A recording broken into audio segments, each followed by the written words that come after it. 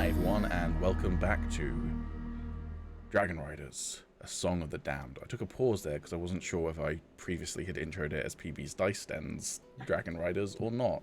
So, you know how I said I was going to cut out the bit where I seemed unprofessional? I then immediately fucked it up. But hey, welcome back. This is a D&D campaign. My name's Peter, or PB. I am joined, as always, by my wonderful friends. We have Callum, who plays Aegis, and he's doing good tonight. I've decided. I'm elevating it from what you said. He's got a notebook, which is either full of notes for D&D, or it's full of poetry, because he feels like the sort of guy who would lie in bed reading poetry. No, he's marking down every time you've wronged him, and you've just made the list. Smut. Just You made the list. Smut. We've got Tommy, who plays Arlair, which is the correct pronunciation. You nailed it, man. You nailed it. It's because I edited the last video, and I was like, every single time, I'm going to get it into my brain. To be honest, at this point, I'm just going along with whatever you say, because even I've forgotten. It could be either one. It's Arlair. I know. It's earlier. We've got Alex, who plays Veluin, which is not Veluin. I haven't updated that. I swear I exported that. Hold on. Again, we're not super professional here. And we've got Samo, who plays Zila. We didn't forget about him. It's just other things happened of the mild disaster level. We're not professionals here. We don't get paid for this. None of us are good at this. Well, no, that's not true. We're good at the role-playing bit, so please do stick around. We're good at that bit. We're just bad at all the other stuff. Anyways, previously on Dragonriders, a Song of the Damned, the group, the adventurers, the party, who are still running away from the Arzamori Empire, the empire that enslaved them. They had been sent out as a scouting party from the rest of the slaves to try and find a way out of the Lehlion Mountains. They have made their way southwest and have managed to find a way out of the mountain pass. And on a coastal road, they're now heading in the direction of the Melimelle mines. They are now in the kingdom of Elysia, a fledgling kingdom, a kingdom that's only in the last century or so been created and is very much kind of a frontier area. Obviously, there are some settlements that pre-existed this new kingdom, ruins of the giants before them, but now most of those have fallen into disrepair, and pretty much all the settlements that you'll find on the map, at the moment at least, there are things that you might discover as time goes on, and afterwards I might add stuff to the map, but all the kind of named settlements that you can not see the names of, but see the actual locations of on the map, these are all like frontier towns and frontier villages. They have been created in the last 100 years by a coalition of elves, humans, and dwarves who fled the northern region of Terral, an area that, while not only ruled by the Eladrin, is primarily dominated by the Eladrin. This is before the Eladrin supremacy becomes this kind of global spanning empire, but they are still incredibly powerful and they are still supremacists. So they believe themselves to be better than dwarves, elves, and men. So lots of elves, dwarves, and men decided to find a new home where they wouldn't be kind of basically, attacked and discriminated against and such like. And that is the Kingdom of Elysia.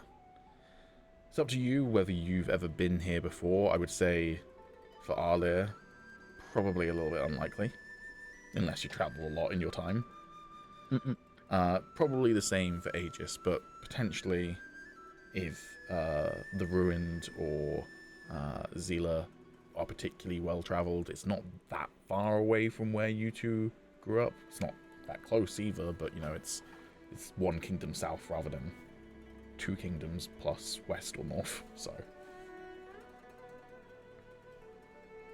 okay, before we properly get started, I guess, did anyone want to do anything while traveling? You've got about half a day's journey left.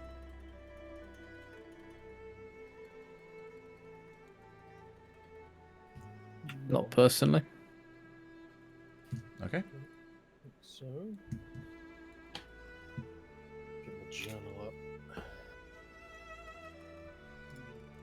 You, as I say, travel for about 6 hours. You arrive around about 2 p.m. At the outskirts of Melimelle. Melimelle is a very small village, barely more than a hamlet, really, built against the kind of dwindling slopes of the western Lehlion Mountains. A river runs through it. The buildings are mostly made of wood, but they do have the kind of quintessential High Elven or Ladrin architecture. Elves and Ladrin have a sort of architecture that for us on Earth we would describe as like Wuxia inspired, so like Eastern fantasy inspired, right? So think like Japanese inspired architecture or Chinese inspired architecture. Lots of elves and Ladrin have that. There are still wood elves who live in forests and are more like traditional elven tree houses and such like.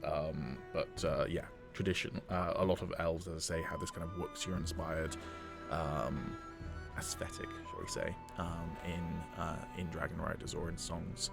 So you see these kind of the kind of curved roofs with fancy kind of wooden beams at the top that kind of create this sort of shape like a dragon with its long spine. You see the archways, you see the bridges, but as I say, it's very small. You would hazard a guess maybe 10 or so houses at a glance. There does appear to be a small, possibly tavern or drinking house in the middle. That seems to be the largest building.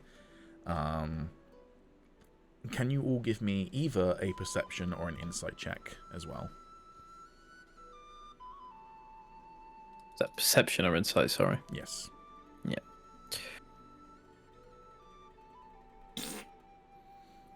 Good start. Getting the bad rolls out of the way. Alright, so we got a 5 from Zila, a 18 from Alia, a 12 from the Ruined, and a 12 from Aegis. Everyone except for Zila. Zila, I guess, is not bothered. Yep. Can tell this little village has seen better times as you approach. It's run down. The woodwork is kind of slightly rotted. It's clearly not been coated as well. So, torrential downpour and what have you starts to take its wear on the buildings.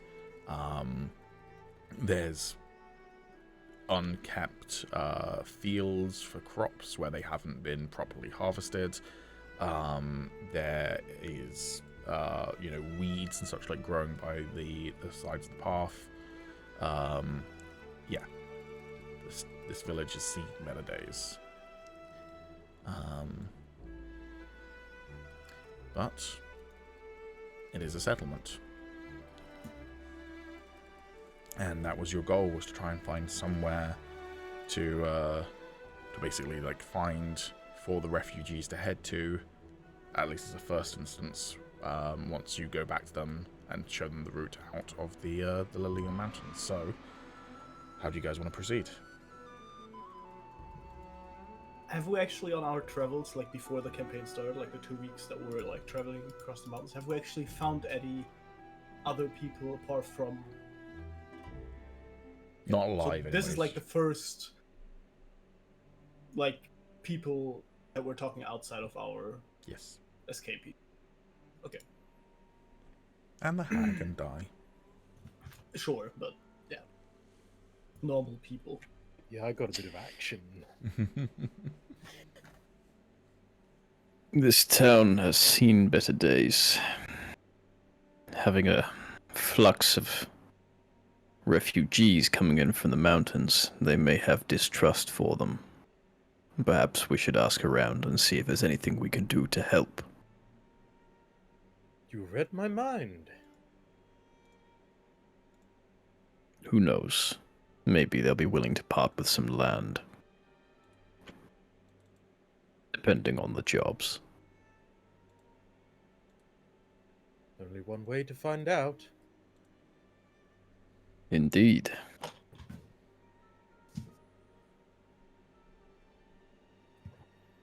Okay. So, as you walk into the village, what do you guys want to do? If you want to navigate towards the biggest building, which I described as potentially being some sort of drinking house or tavern, there is one down here. It's that building there. You can also see that there is a watchtower here. And other houses are smattered around. As you walk into the village proper, by the way, you do see a smattering of people on the streets. They look destitute, poor, hungry, tired.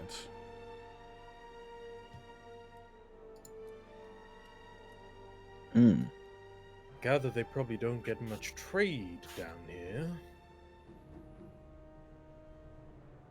It would seem that way.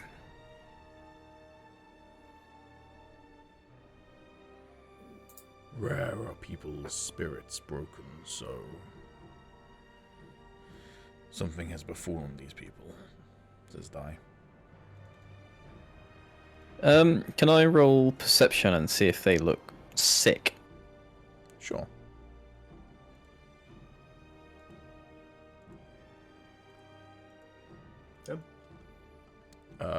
Dirty 20, very nice.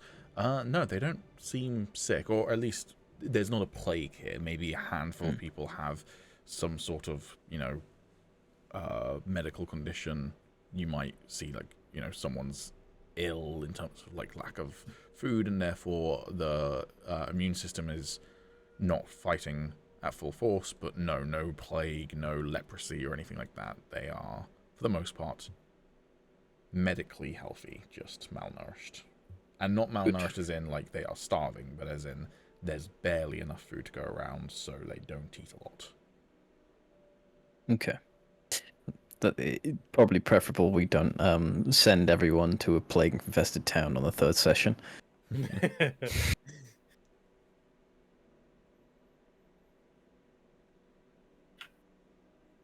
Shall we check out that tavern-looking building? I think that's a good way to start. As I pass this guy, I'll sort of bend down in a clunky way and just say, "Good day." He looks at you with a look of visible disturbance and just says, "Good day." And he will hurry off away from you. I'll just kind of pop up, back up, and look around and just kind of look a bit disappointed, a bit taken aback by that reaction. Yes, her spirits do indeed seem broken. Right.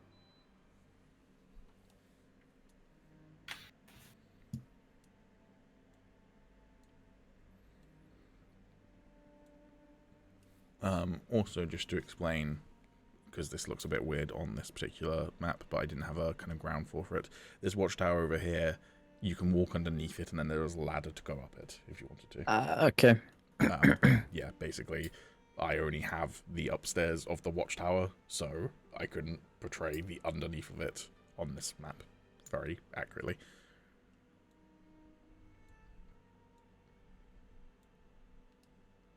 Another thing that you note, are all of you other than Aegis from villages?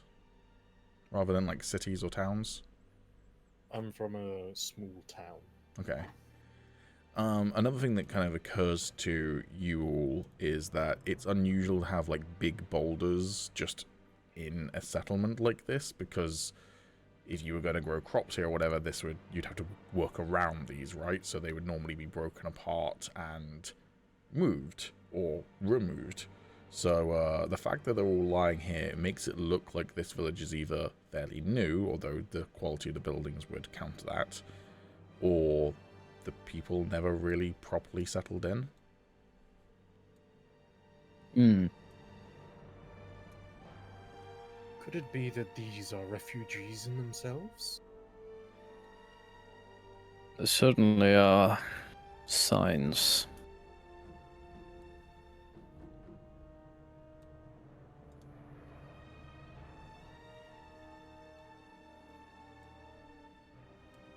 Good afternoon. This woman is walking down the path with kind of a haversack over one shoulder, filled with what appears to be crops. The load seems to be quite heavy, and she's kind of looking down at her feet as she was walking, and looks up and does a bit of a startle at this giant tiefling towering over her.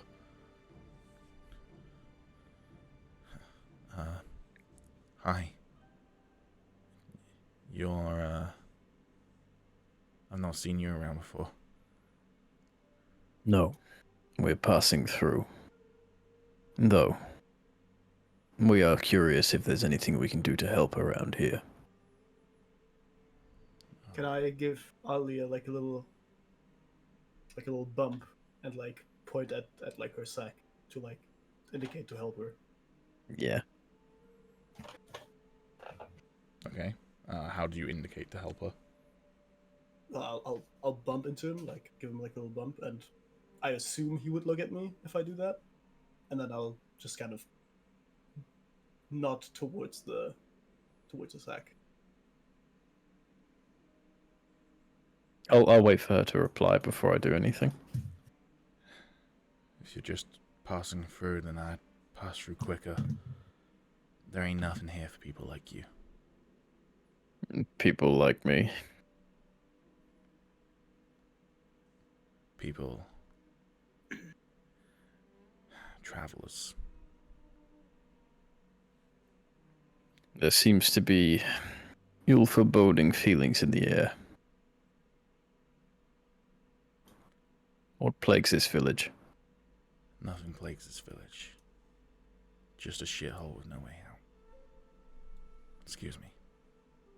And she will walk off the path to go around the group.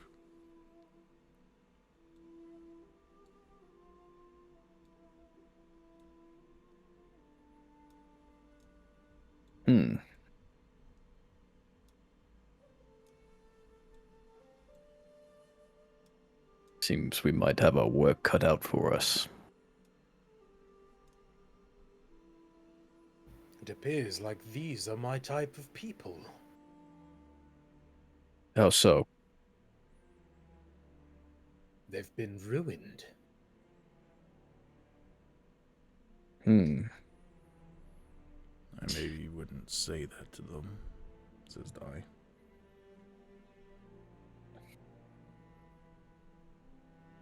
Doesn't matter their current predicament. I'll help them get out of it. Well, that's a very noble intention, but me, I'm dying for a drink. She gestures towards the tavern. We can do both. Knock yourself Aye. out.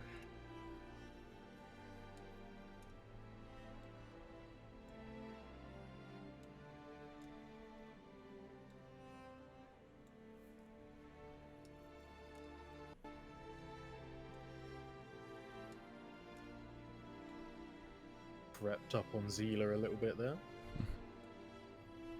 Back off. 5 feet of separation. The ruin just has like has a tendency now just to get up like right behind you, so his chin is basically on your shoulder, just breathing. Man doesn't understand the idea of personal space. Unfortunately, I've met people like that in my life. Yeah, well, Is this guy stood here, or is he just passing by? He's also just passing by. He's actually Okay. heading the same, like, down this path, same direction as you. Ah, right. We're just running up on him. Yeah. Well, no, it's just that it's a lot of effort for me to move lots of tokens. I actually do have a module now that can do patrols. I just haven't played around with it much. Oh, damn. Yeah. so I could create NPC paths, but yeah. Yeah, no. As I pass, I'll just say, "Excellent beard."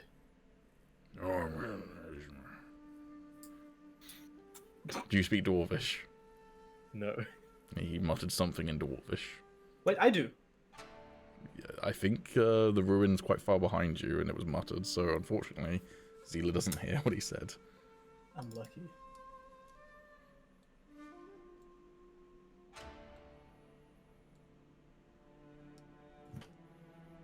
Okay. As you approach the door, this tavern's door is one of those kind of sliding doors with like paper panels. So you can just about see that there is what appears to be like hearth light inside. Well, I mean, we've got to do the Wild West saloon, open both doors at the same time, I and... mean, it's a sliding door though, so... Oh, is it just a single sliding door, not two I sliding? mean, Okay. it can be two sliding doors, sure. It- It's not It's quite gotta a be Wild double. West one, though. It's, No, I'm gonna push through them and just it's- bam, two hands through the paper. if you've ever, Well, yours like if a you've ever feet, seen though. the Eric Andre show in the season where they have the sliding doors, it's that where you try and open it like that, and then one of them kind of gets stuck, and you're like, Eastern-inspired Aragorn opening doors. I'll gets his hand stuck and like sort of rips one a little bit, and then he's like, "Oh fuck this," and just rips the whole door down. It was like that when I found it. all right. You slide the doors open, and you see a smattering of people in the first room of the tavern.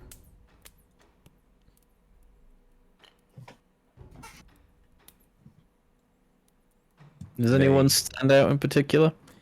Well, one of them is human build and fairly muscular.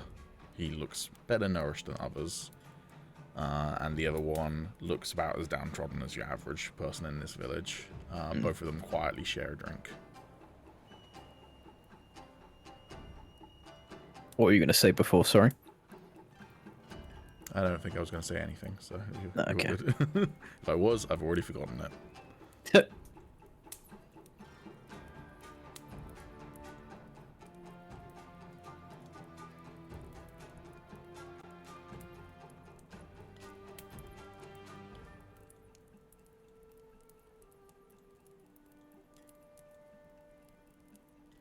Okay. You see in the bar, there is a single bartender slowly mopping down the bar. Things seem incredibly quiet in here, and it's, you know, it's a tavern, but no one's like, even the two people who you've passed who are drinking together, they looked up at you as you walked in, but you didn't get the sense that you were interrupting a conversation. It wasn't the kind of like, you walk into a tavern, people are talking, and they suddenly stop to look at you. It's, there was no conversation going on, and they just looked up at you solemnly. So it's, for a tavern, it's almost as quiet as the grave.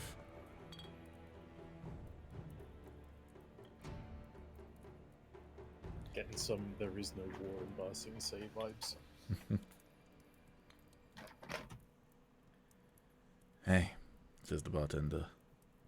You must be outsiders. Can I get you Aye. a drink? Do you have any mead? I have mead. I'm going to avoid sitting on the stool. Oh. Oh. Oh. Somebody tag me in. My food's here. I like how you went, ooh, ooh, someone tagged me in, my food's here, and just dove across the tavern. Oh, you downstairs? Alright, I'll run down. Just into the wall. Wait, what was the like last thing she said? Well, Alia asked for some mead, and she said, I can do that. Well, wait, do we actually have money? We don't, right? Like none of us has actually like a single coin. You should have starting money. You really fucked your inventory when you were creating your character, didn't you? I don't have a single coin, like nothing. I don't have a single Bro. copper. I think you should have 10 gold. Well, it depends on your background. What's your background again? artisan. Let me look it up for you. Jesus, man. Stuff thing. The thing But- is, both you and Tommy have Guild art? claimed it's broken. I've created multiple characters since then. And, like, I mean- at the time and since then, it's not broken. I think both of you just didn't read properly. But like, I mean, I've never had this problem with like any character I've done before. So like, I've done it before, right? Yeah, but it's It been a worked while, then, right? At the same time. I mean, sure, yeah.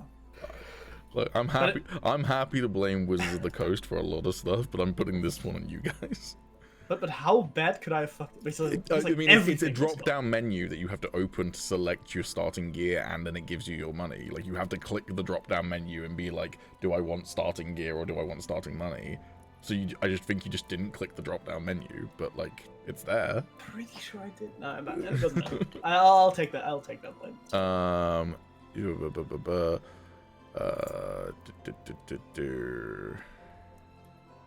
It doesn't seem to say on the backgrounds page. Oh, here we go. 15 gold. 50. Yeah, I'll add it to your inventory. 1-5, not 5-0. Yeah, 15. So she'll present a mead to Arlir. I'm going to take 1 gold from his inventory because that's how much it costs, and he's not here to haggle. So A gold for a mead, goddamn. it is a honey mead. Still, fucking hell. That's what you get when you let your heart I win. was about to like buy an entire round for like the entire cavern. I'm not doing that anymore. Fuck all that. Yeah, I was thinking like 1 gold would like cover it. How are these people destitute? Fucking. That's why they're poor. People don't Yeah. tend to buy mead. You know, mead's like a nice drink, right? Yeah, it's like a very high. Like ale and grog are like the cheap drinks that people get. Yeah, I mean, if they're is buying expensive mead depending for on what their it is, but mead customers. is very. They might make mead. Oh, I guess. True, true, true. Yeah, but if they're still charging that price, their customers can't be buying it. No, they're probably not, which is why she's got some. Anyway, I'll say I'll have 1 as well. All right, that's 1 gold. Well, I'm already making myself poor man. Fuck. That's some role playing. Fuck all that noise. Okay. Anything else for any of the rest of y'all? I'm good, thank you. Well, we were here for other matters. You see, we're just passing through, and we might be looking for some work.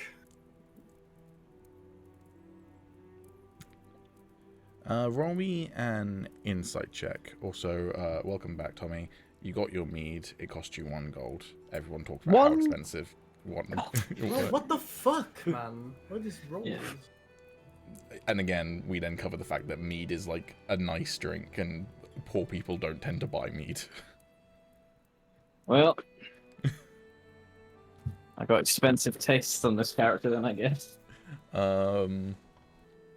With a 5, you fail that insight check. Yeah. So you just asked whether there's, well, you said you're looking for work. She just goes, sorry, can't help. Do you happen to have a chief or a leader around here? Roll me another insight check.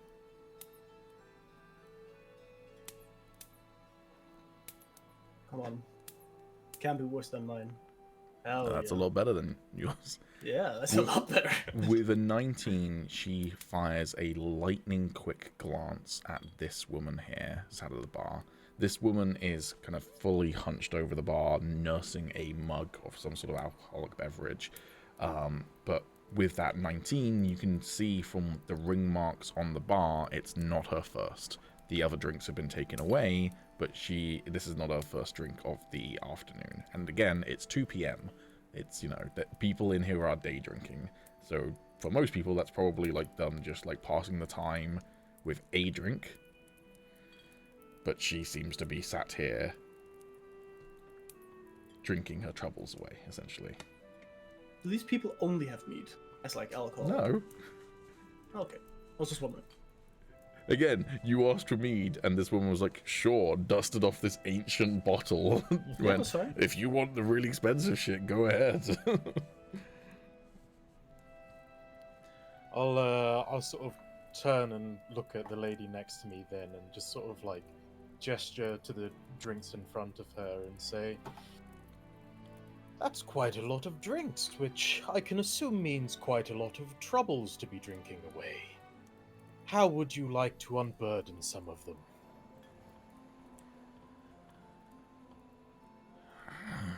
She seems to have been like kind of like lost in thought and not really paying attention to the strangers who've walked into the tavern until you address her. And then she will glance over at you, giving you a bit of a side eye. This elvish woman, elves are hard to estimate the age of, but you would guess at the very least over a century old. So, you know, a full adult, not like a little adolescent elf. Yeah, she'll give you a brief side eye and then just go, fuck off.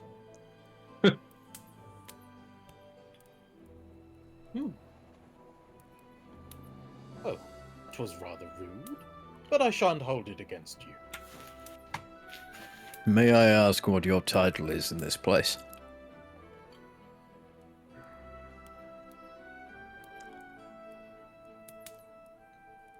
Yeah, I'm the chief. Cheers. Perhaps I could buy you a drink, and then maybe you'll be a bit more forthcoming with what we could perhaps do to help you guys out.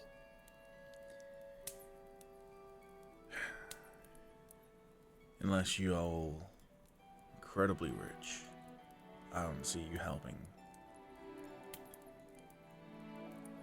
What And I is the drink problem? free. No.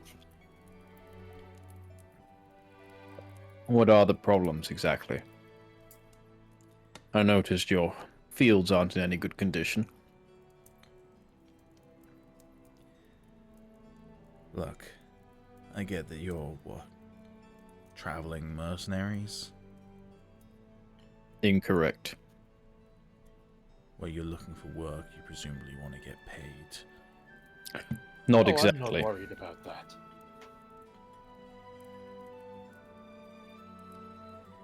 Either way, whatever you're looking for here, whether it's money, glory, there ain't none of that here. So, once again, fuck off.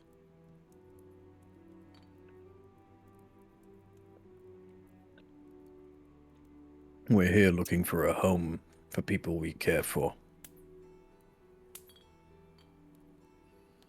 In return for their passage and safety, we'd be happy to help out around the place. Maybe I can drag some of those boulders off the fields for you. And once they're here, you'll have people to help man the farms.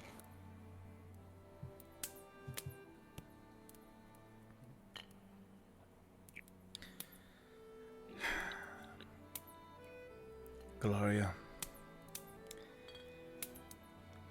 if these people want a room to stay, by all means take their money, but they're ruining my afternoon. She will place her drink firmly down on the bar, stand up, and then she'll just glance around for a moment. And then I'm assuming you haven't picked up your drink yet, are there? Like you're No. not like right. She will pick up your drink and pour it on your feet. God damn. Can I maybe roll an insight check on her? See if there's actually nothing going on, or if she's just trying to hide something. Sure. Bro, I'm stopping this. I'm not rolling No, insight. there's nothing going on. Definitely nothing.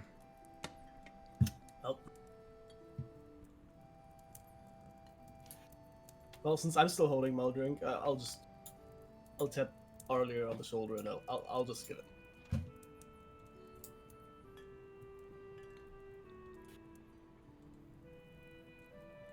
How long has she been that way? Couple of decades, says the man next to you both at the stall. And at this point, Gloria is kind of coming round with a rag to mop up the mess.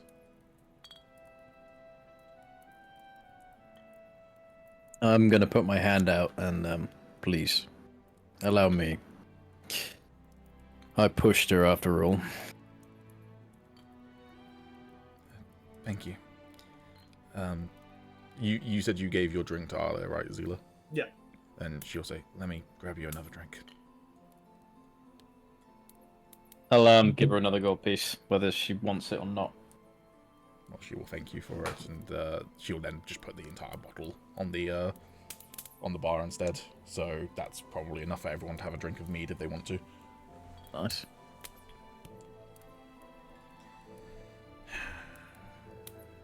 Can I,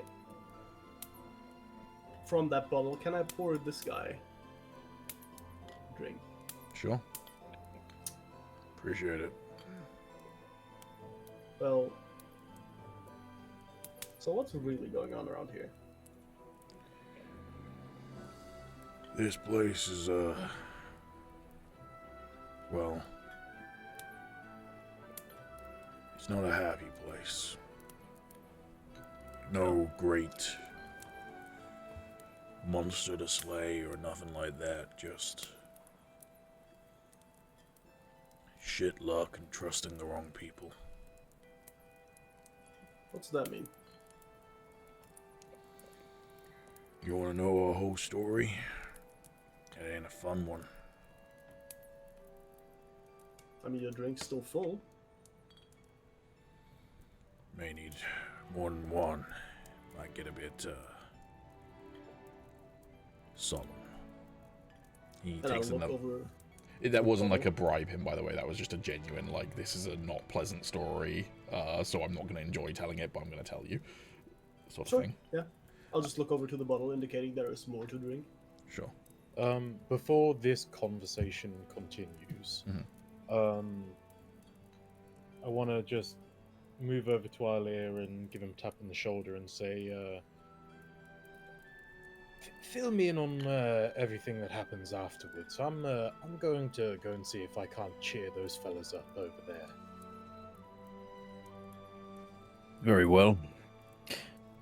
I think you'll need this, and I'll pass him the rest of the bottle of mead.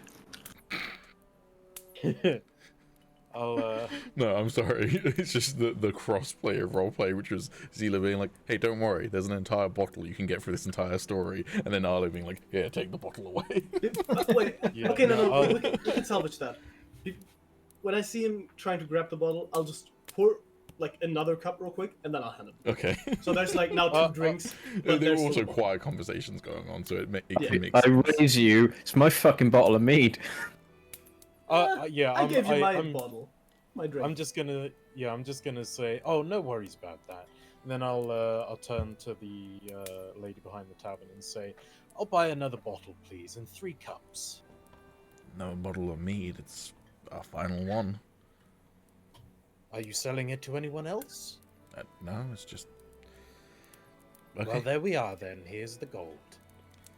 Well, if you want the entire bottle, that'll be free gold.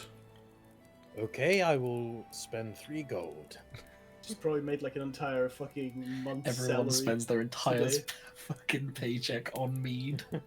Can I? Paycheck. This is just the money that you happen to scrape. Yeah, exactly. together. The starting pay. It's our paycheck. Can I insight check to see like how she reacts to getting this much? I assume much money for her. Yeah, shock and bewilderment. Oh my Nice god, 20. not wasted. No. Fuck. She also seems like she's gonna also partake in the story, and probably if you run out of mead, she'll keep the drinks coming. Basically, She's like fucking time. Yes. but yeah. Just- All right, so the ruined. You're heading off to try and cheer these 2 guys up. Yeah. That's gonna be interesting, but we'll deal with that later. Yeah. Sick. Okay. Well, it all started about... How many years ago was it now, Gloria? He says. Gloria is an elf, so she's presumably a lot older than this guy who is human, despite the fact that he looks, to be in his late 40s.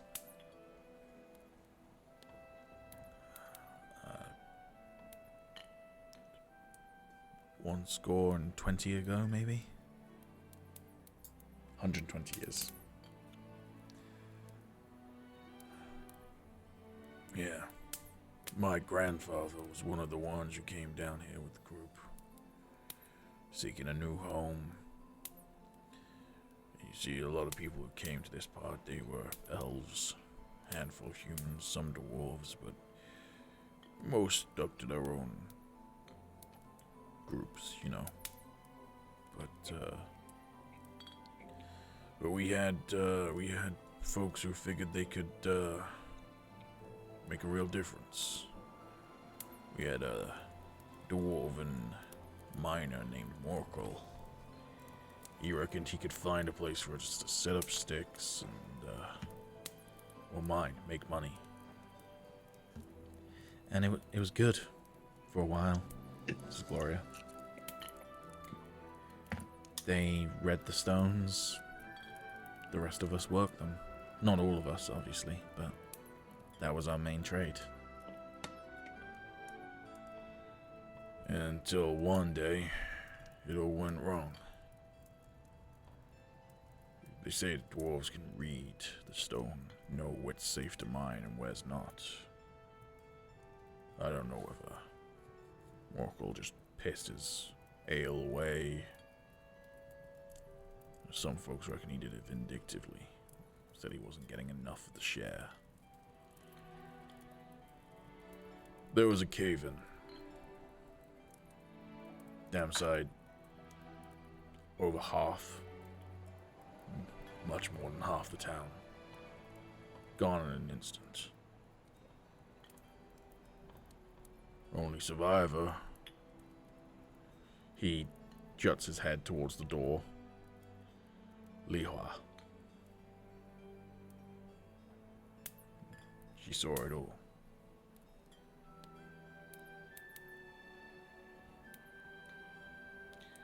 Most of the town dead in an instant, and our main source of income gone.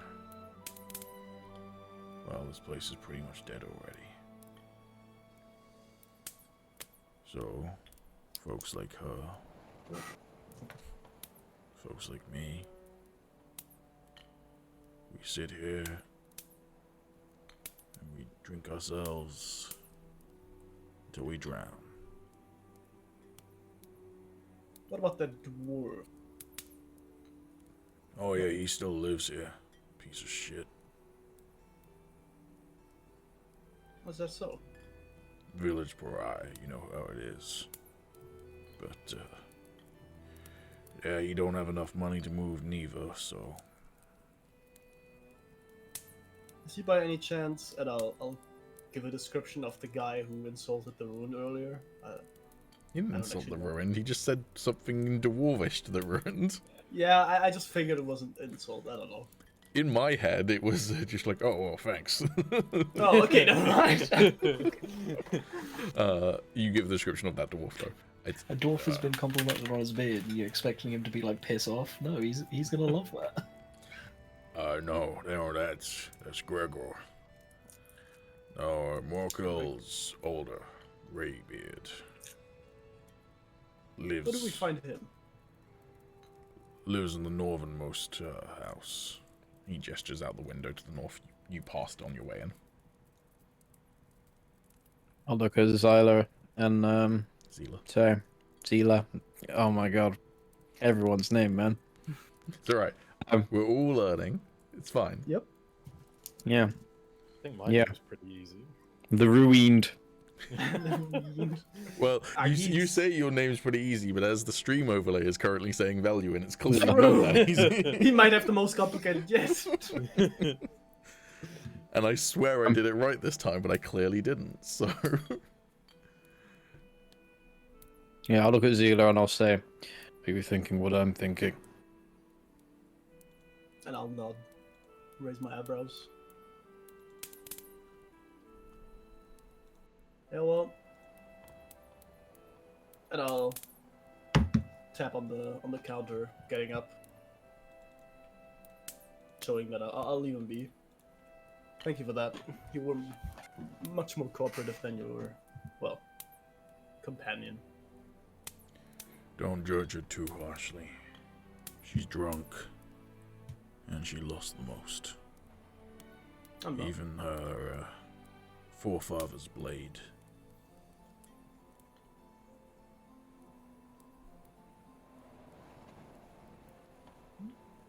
So where's that mine? No, I'll actually ask in character. Where did all this happen? If you follow the path northeast from here, you can't miss it. But the whole place is closed up. No one goes in there. After the collapse, we didn't risk going in again.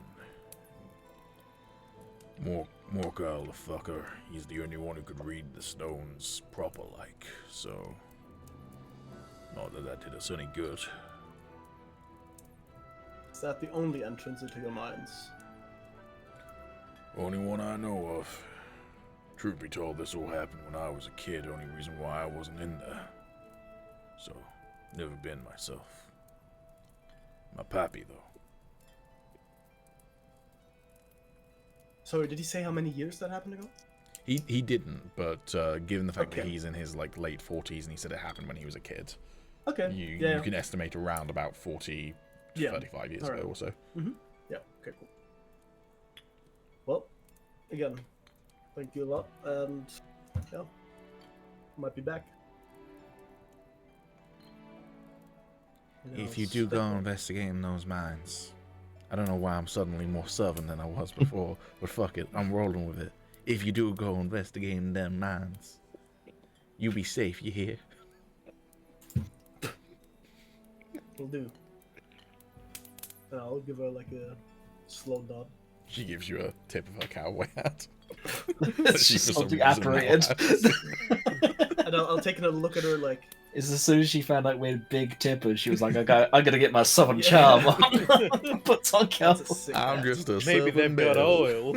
Well, hey, sugar. Looks like you're spending the big bucks. Got a fucking shotgun under the counter. Hell yeah. Anyways, Alright, the yeah, I'm ruined. stepping up. You approach this table. Yep, so I'm gonna be holding the cups and mead. And I'll just say, hello, fellows. I've bought you a drink.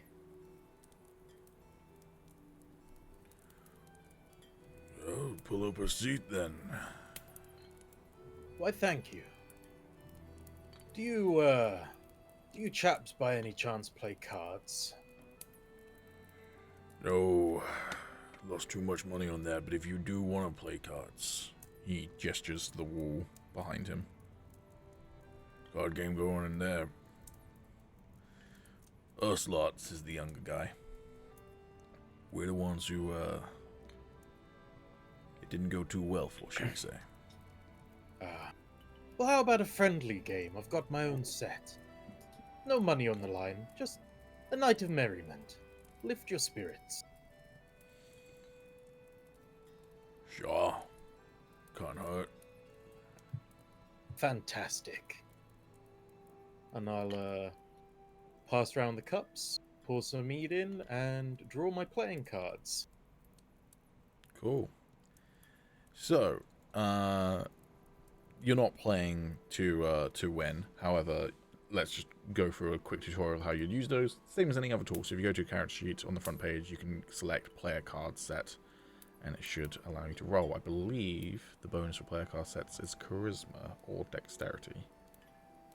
Looks like intelligence on here. Oh, okay, intelligence, that works too.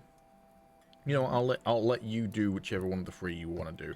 I'd say intelligence is more if you want to do like intellectual play, try and count cards, that sort of thing. Dexterity if you're trying to be more like stealthy, or charisma if you're trying to like have a poker face essentially. I'll go for Dex. Okay. Okay. Do I just roll? Yeah.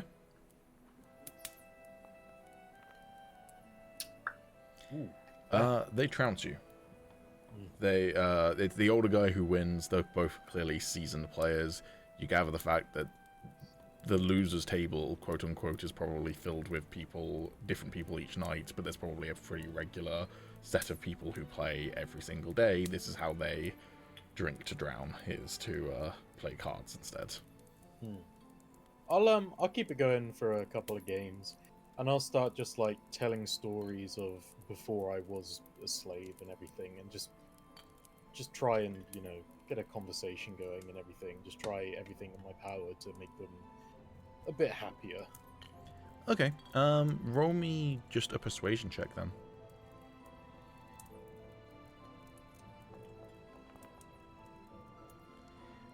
You get the feeling that it's, not to get too real for a moment, but when you've got one of those friends who is clearly not doing well, but you come and you hang out with them and you cheer them up anyways, and it's like, you haven't fixed the problem. They are still fundamentally sad, but you have taken their mind off of it for a while. There is some sense of levity. That's the vibe you get from the group. Okay, that's kind of what I wanted anyway. So cool. Have an inspiration point for that. Hell yeah. Oh yeah, I have to remember we have those. Yes. Important. All right. We'll say that takes at least an hour. While that's going on, do the rest of you go? Do you stay in the tavern, or do you want to go and talk to this dwarf and leave the ruins behind while he's doing that? If the ruins okay with you all doing that, I guess. Depends how invested does the conversation look. Does it look like it's ending anytime soon once I'm done with like my stuff? Or Your stuff definitely didn't take an hour. The stuff is going to take at least an hour. Yeah, okay. I think then we're already off talking with, right? yeah, I'm happy with that. I'll go and just find them afterwards. I asked Okay. Arlo to fill me in anyway. So Can I tap him on the shoulder and just tell him like the rough direction we're actually going in? Because otherwise he wouldn't know. Yeah, that's fine. I'm also going to say Kytheria joins you to play the cards. nice.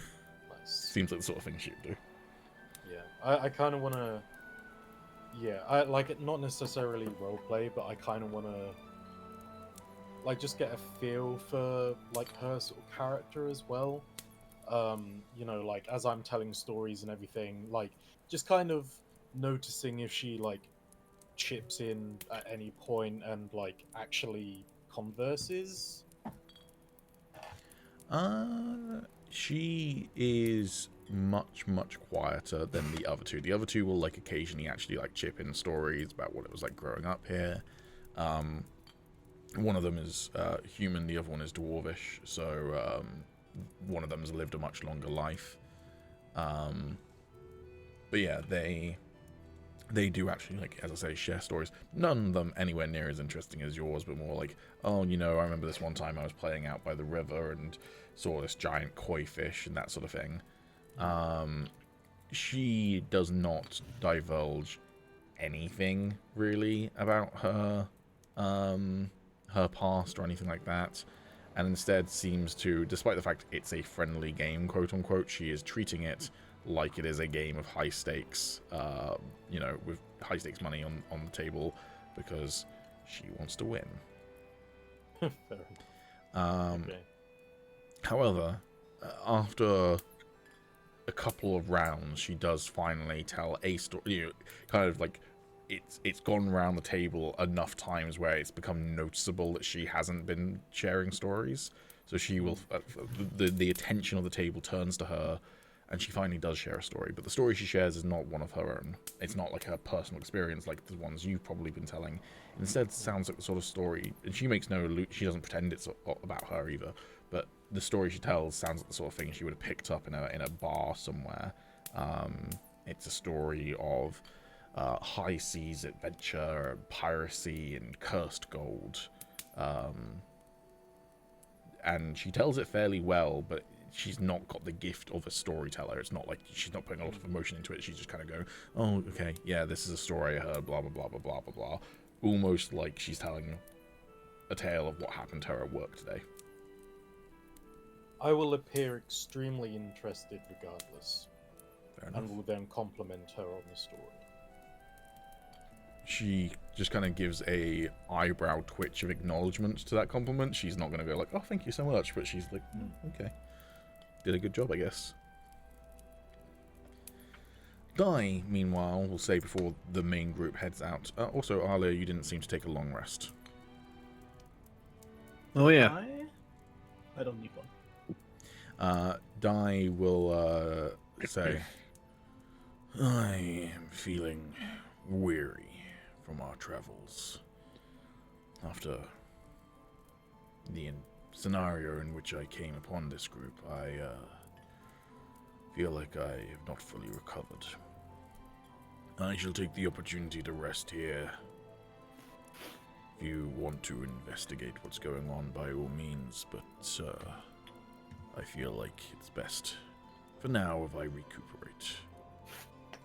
Well, I feel like we're not going to do anything drastic until next day anyway. It's getting quite late. Well, I may be able to join you tomorrow if so, but for now I shall book a room. Rest well, Die. Thank you. And then as you lot are leaving the bar, you hear him like start to have the conversation with the bartender and put some money down the table, and she goes, where the hell is this from? I was literally just about to ask if the currency is the same. I mean, it's a gold coin. It's physically made of gold, but it's Okay. a completely different mint, different king printed on it and everything. So, Okay. but you know, particularly in this day and age, for like commoners living in a small village, he probably just gets away with just saying, "Oh yeah, I'm from a distant country," rather than "I'm from the future." So Yeah.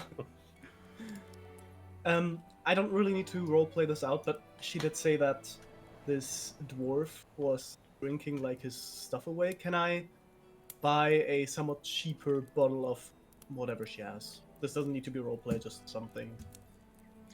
sure. What do you want to buy? Ale, beer, What's wine? the second best thing after mead? Probably beer. Or wine. would I I know was gonna what say like a wine or rum. besides mead, is there like a drink that dwarves prefer? Rum would probably be it, or ale. I Okay. mean, dwarven ale. She has that. So Sure. Probably a Sure. whiskey, I'd say. yeah, maybe. More peaty and earthy.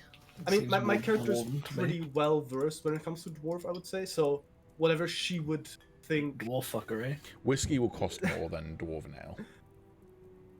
just whatever. Should I make a roll for that? Should I roll? It's just what do you want to do? Do you want to buy the next best thing in terms of expensive, yeah. or do you just want to Yeah, buy? sure. I'll buy Alright, the next 50 best. silver for a bottle of whiskey. Okay, cool. 13, 15. If you just do minus 50 silver, it should auto do it off your gold, I think. Oh wait, let me try that. 0, then minus 50. No, that didn't work. Okay. Then yeah, it's gonna be 13. I can manually do silver. it. It's not. Yeah, It's yeah. not a problem. It does work for like plusing stuff. I know that much, but I thought it would work with Right. minuses in different currencies, but I guess not. All right. Cool. Autobots roll out then. Yeah.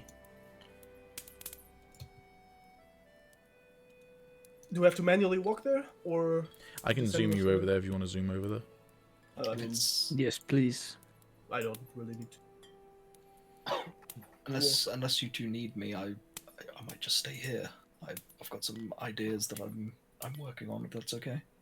That's fine. I think we should. Very well. We should handle that.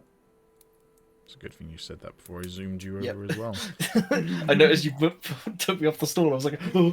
I would say- Yeah, still Zoom is there, but I'm gonna have a conversation with Zila as we're walking over, That's seeing fine. as we're alone.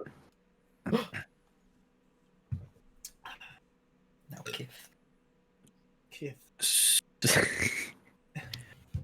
So, Kith and I have been hearing things. What's that? It's probably a sensitive subject, but something about killing innocents. Oh.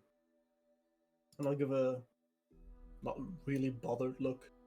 It's like I'm kind of used to that basically.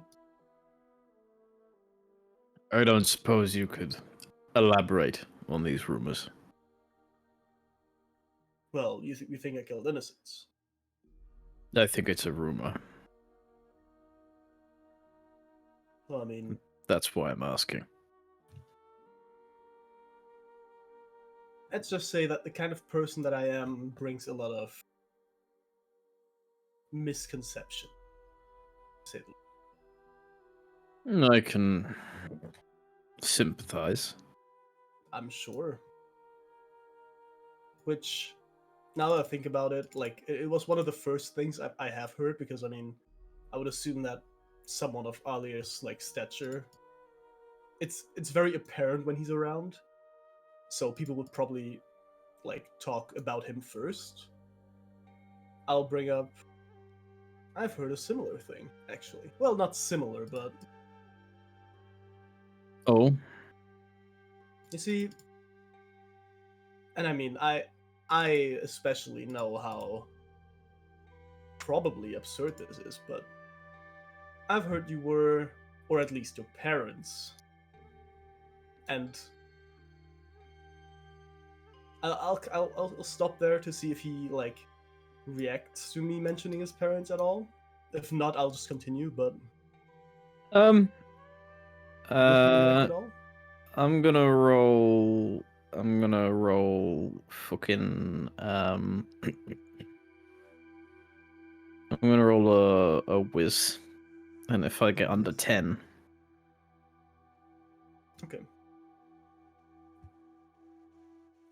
no, I don't react. That's your fucking first nat 20. That's my first nat 20, and it's not even an asked for roll. We captured dice stats that I might start adding to the end of these episodes, so we know we know who's the most lucky and who's the unluckiest currently. And Tommy has the most nat ones, and he's just rolled his first nat 20. And we were joking, saying it will absolutely be for something useless. And sure enough, it was for do I react or not decision making roll. It wasn't even for me to tell you something as the narrator. It was just purely just do I want to do this or not? Nat 20. The thing I don't get is I've up until this point I've had 0 nat 20s and I've had the most nat 1s. Yeah, I've had the second best rolls out of everyone. Yeah, that is crazy. It's so crazy. It's because it's averages, man. That's why I include the averages, because you can have high highs and low lows, but if you balance out with averages, I think you've had like 5 19s or something. Oh yeah, I've been rolling pretty consistent 18 pluses. Yeah, it's been nice. To be fair, we won't. I'm not going to change how we like manage the stats for it when you get to getting extended critical range, but most barbarians I think get extended critical range of 19 and 20 at later levels. So, you know, you're going to start scoring more critical hits. Yeah. Excellent. I don't think that's the case. I'm pretty sure with barbarians, their crits deal more damage. I'm happy with that the too. crit range gets extended, but it might only be for one of the subclasses, but I don't know. That's champion fighter thing. I know champion fighter gets it as well, but I'm pretty sure Barb gets it. I'll double check. Okay. Anyways, continue with your fucking scene. Well, seeing as he doesn't react, I'll say, well, your parents kind of maybe had a deal with Dusk, because I for sure have never seen a tiefling, and I'll motion at the absurd height difference between us, because my character isn't really short, but you're still towering over her.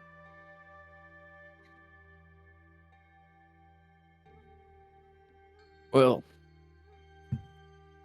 You're right, it's more damage for criticals now, man. I am allegedly the spawn of Dusk, and you hunt and kill innocents by the dozen. It sounds like both of our rumors are quite far-fetched.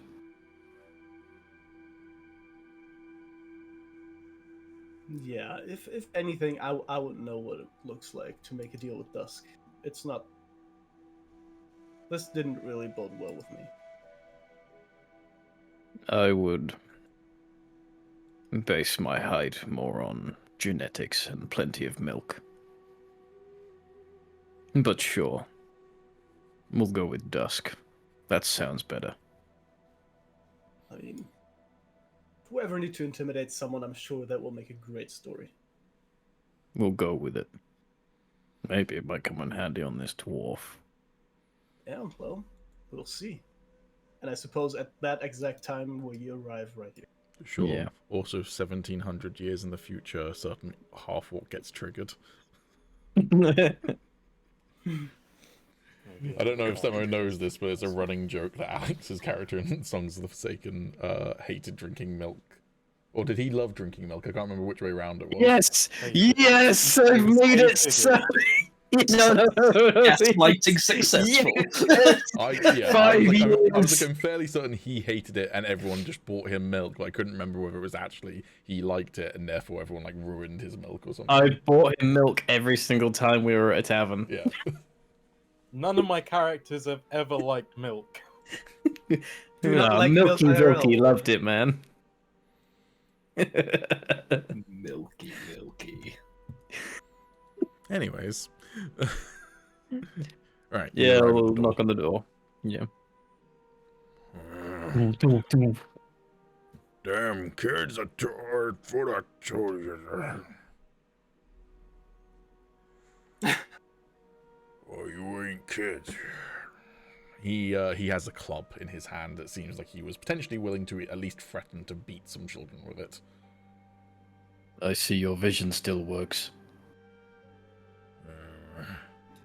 I ain't that old. What you want? He says, and he walks back to this table and throws the club onto the table. May we come in? Door's open, ain't it? How tall is the door frame? It's human height, so you'd still have to like duck down for it. But yeah, it's Okay. not, the house hasn't been purpose built for a dwarf. Right, yeah.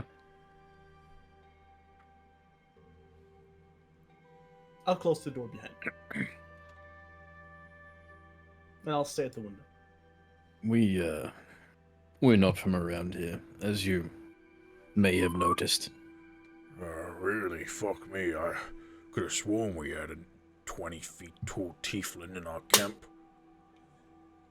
It's more 6 foot, but I appreciate the exaggeration. Anyway, we've been hearing the tale of the town and of the mine cave-in 30-odd years ago. Oh, have you now? I see. Newcomers come to town, they immediately turn you against me, huh? Incorrect. We assume there's more to this tale. More of this tale. Well, we were told that, for whatever reason, your stone readings, whatever this means, failed.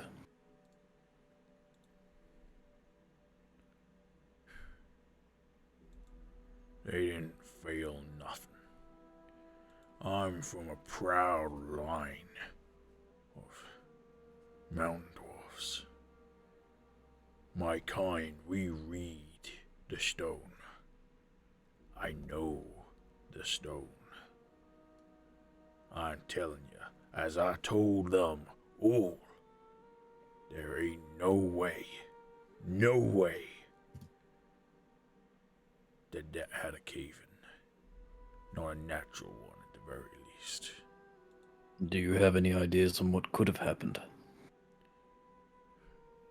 I don't know. Maybe some dingus bad tried to use some kind of explosive powder. You don't mine like that. You know you mine with your hands. You mine with a pickaxe. Can I insight check Anyone? him? Sure. To see if he actually believes what he's saying or if he's like lying. I will join in. Oh, nice. Never mind. With a 21, he fully believes what he's saying, yeah. Okay. Is there anyone who had it out for the town? Or you? Enemies? Nah, who would give a shit about Melimelle?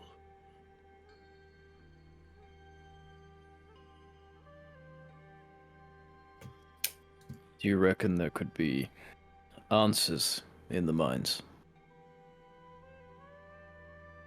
What, you gonna go squeeze into some caverns, are ya? Why are you talking to me, boy? Well,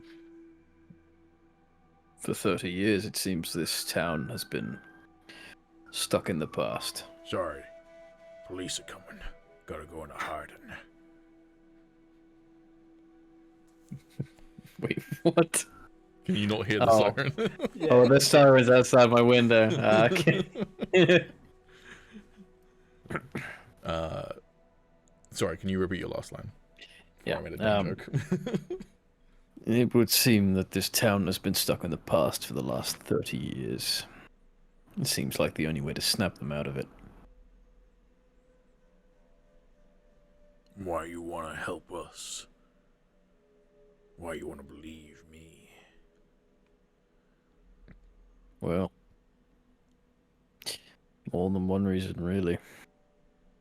I come from a small village myself. I don't like to see them in this state, but also, we have people that we want safe, who need a home.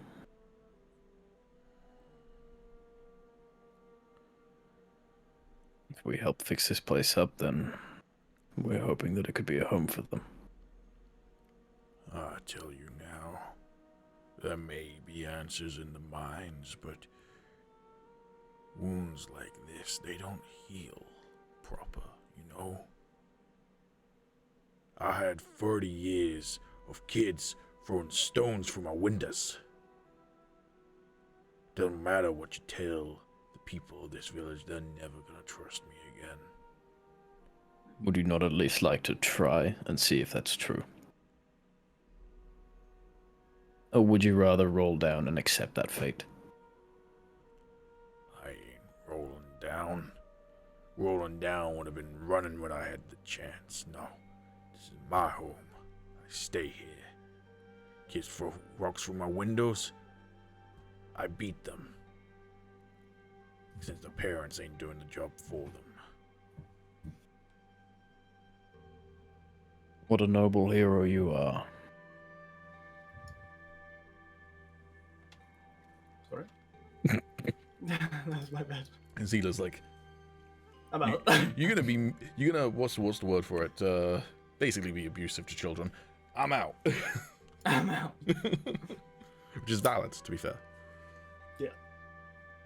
To be clear, we don't condone children throwing rocks through windows, but we also don't condone beating children under any circumstances. But Yes, we do. Fuck them. In game. the thoughts Yeah. expressed by players are not the thoughts expressed by. So, what's the plan? We're just staying here for like, what? How many more years do we have to live? I don't know. I'll die when I die. 100, maybe 200? 300 if you make it good? He looks to be at least in the kind of like 250 range, so probably less than 100 years. Oh, do dwarves not get that old? Nah, 350. Oh, okay. Never mind. And like 50 years? If good. Yeah. Do you not at least want to try to find something? Bring back to these people?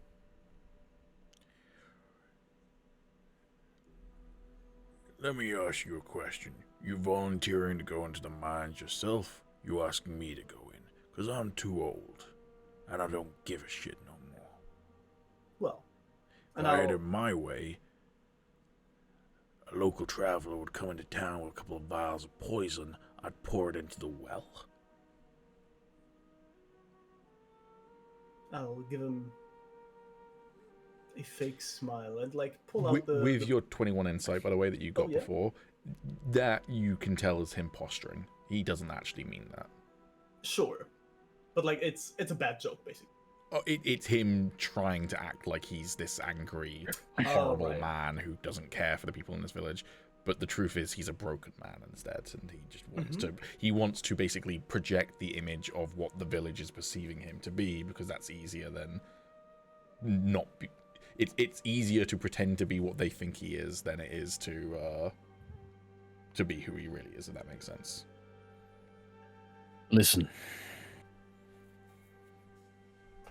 What I'm proposing is that you come with us, and you read the stones. Maybe we can find the bodies, maybe we can find answers, and maybe we can find the missing pieces of your soul that was left behind in that cave. Personally, I think it's better than wallowing in this room. Roll me a persuasion check.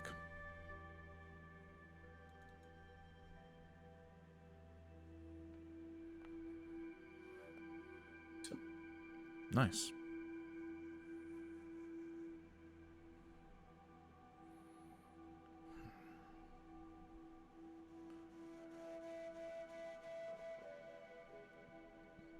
What will you give me in return? Peace. And I'll take out the bottle that I bought, like this, and I'll just joyfully wave it around. You just have to come and read the stones. If we die in there, you have a bottle of, what did I buy again? Whiskey? Whiskey, yeah. Dwarven whiskey. Yeah.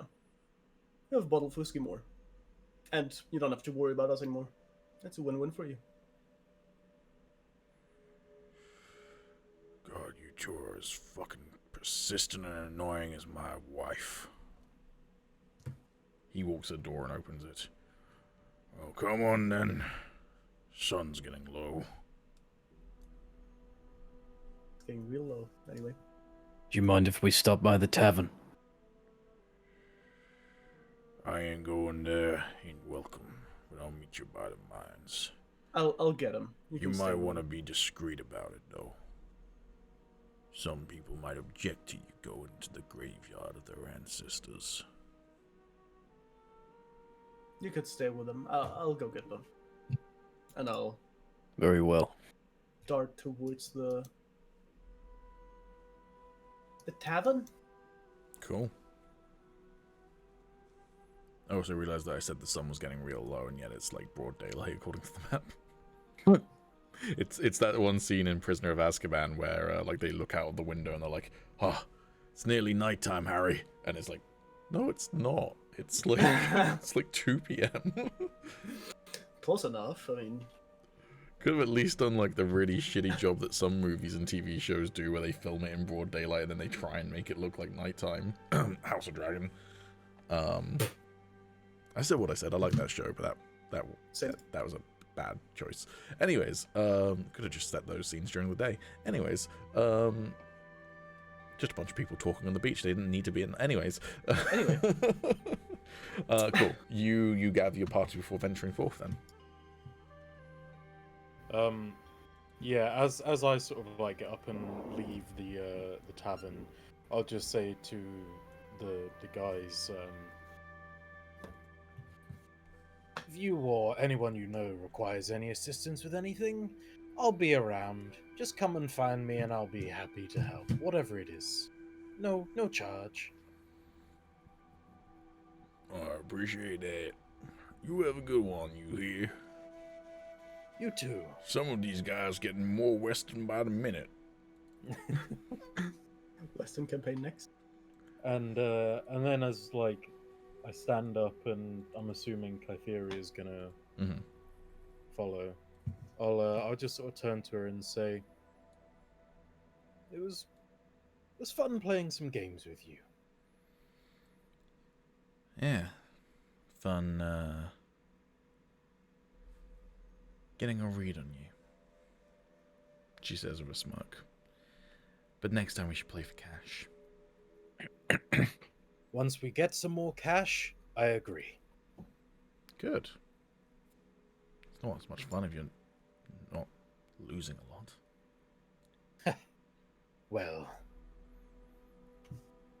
never works out well for me, so you'll probably be stealing all of my gold. It's not stealing if you lose it fair and square. It's stealing if I rob it from your bag while you're sleeping. That would indeed be stealing, yes. Her smirk, you see, slightly falters at your laugh, but then she, like, puts it back on again. Do the other two hear that smoke, that laugh as well? It depends whether you were like leaving the tavern while having this conversation or just like standing by the table. Just like walking away, basically. They probably faintly heard it and be like, "Oh, that dude's got a weird laugh." I mean, they probably would have heard it if we spent an hour playing games and telling stories and stuff. That's actually a True. good point. Yeah. Aegis, you said you had something you were cooking in the tavern. What were you working on? Yeah, I'm just working on some stuff. Namely, Good friend of mine and a good artist. Yep. Now I've been writing stuff down in a book, messing around with some like arcane, like sigils maybe, and like just basically just like equations and running stuff through. Nerd shit, got it. Nerd Yeah, shit, yeah. basically, yeah. Okay.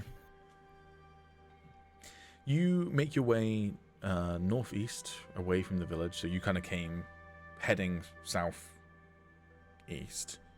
So you were coming down this way, and you're now going up this way, back towards the mountains. And as you get towards kind of a sheer climb, you know, where the mountain becomes this sheer rock face that you'd have to climb vertically, you see, indeed, there is a tunnel that's been carved out into the rock. You can't tell. Well, actually, no. Give me all a nature check if you want to. Nature.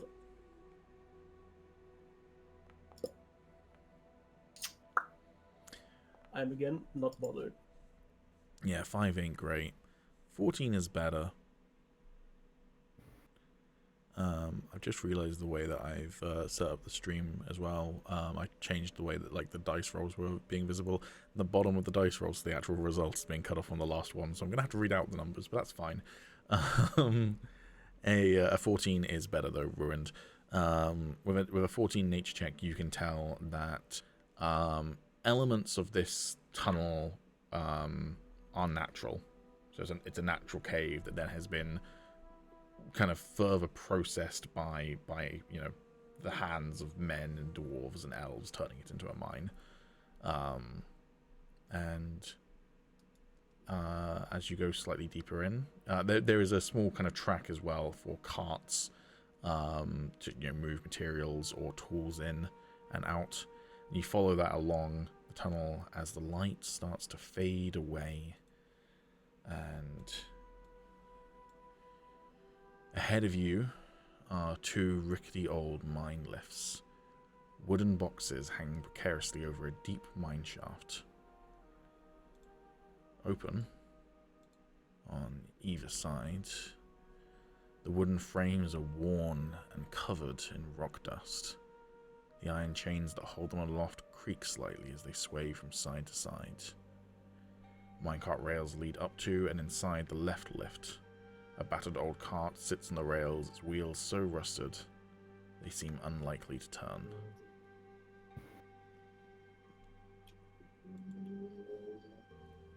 You guys can move. I'll have like a small conversation with the dwarf as we enter. So what was the last time someone actually went in here? The day of the collapse.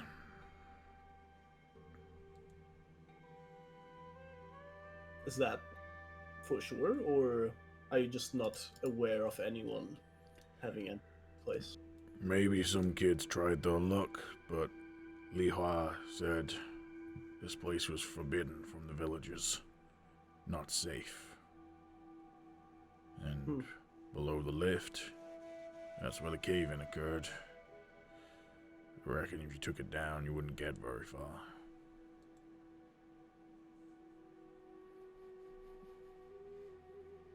I reckon there's like a lot of dust everywhere, basically. Yeah.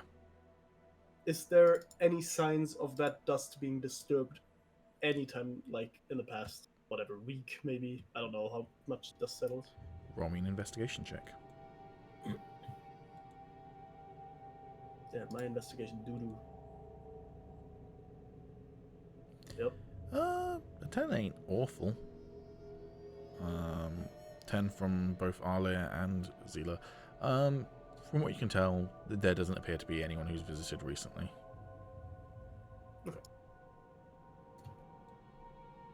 Quite sure how comfortable I feel being back in a mine so soon.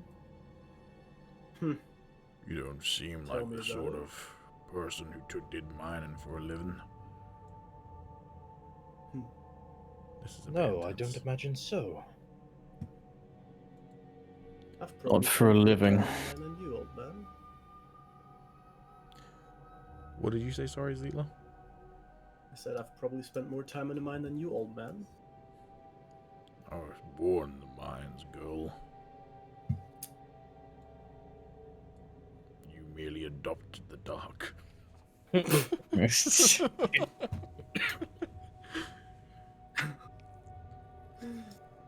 Molded by it. Holy shit, it was a pop culture reference that Sam had got. Yeah, Crazy. I had to continue to showcase my knowledge. He's been like after every D&D session, he's been going off just binge watching all of the last pop culture superhero films for the last like 20 years. That's what he's been doing in his notebook. He isn't actually writing D&D notes. He's Nope. He's doing a Captain America list of things he Yeah. needs to catch up. Yes.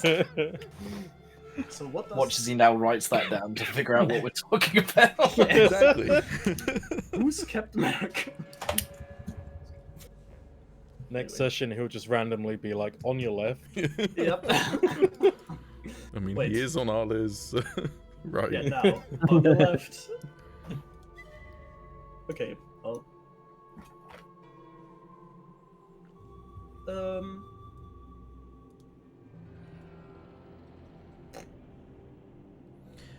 You may notice, by the way, or you may not notice, that your vision is becoming black and white. That Is is it? yes. Oh, yeah. Dark vision, baby. Yeah. You have dark vision. That does mean that while you can see, you can't see as well as you'd be able to see with a natural light source. So if anyone wants to, if they've got torches or anything, they can light those up.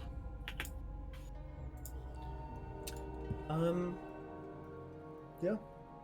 I'll walk up here. Is this just like a small shaft I can look down? Horrible noise. That shaft, yeah, appears to take quite a kind of fairly steep drop, and you get the sense that while Kant could get through there, you would basically have to get on your hands and knees to crawl through the tunnel. Okay. Do I actually see anything on the other side, or is this It just is like a... almost like, completely pitch black, yeah. Okay. Well, I'll...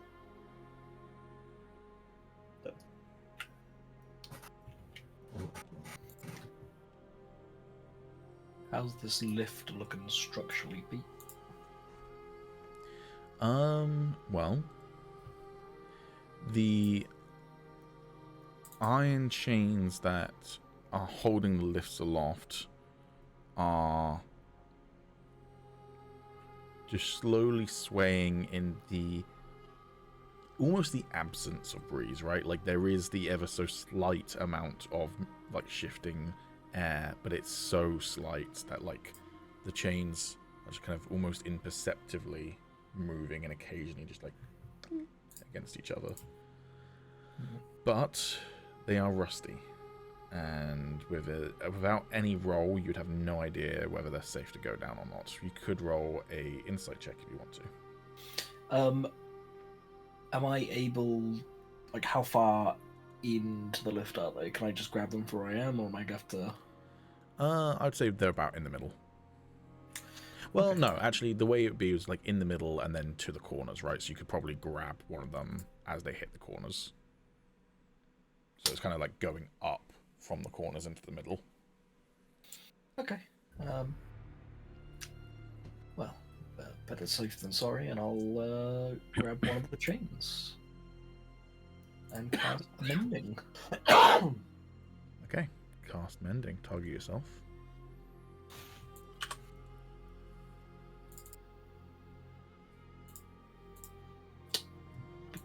Ooh.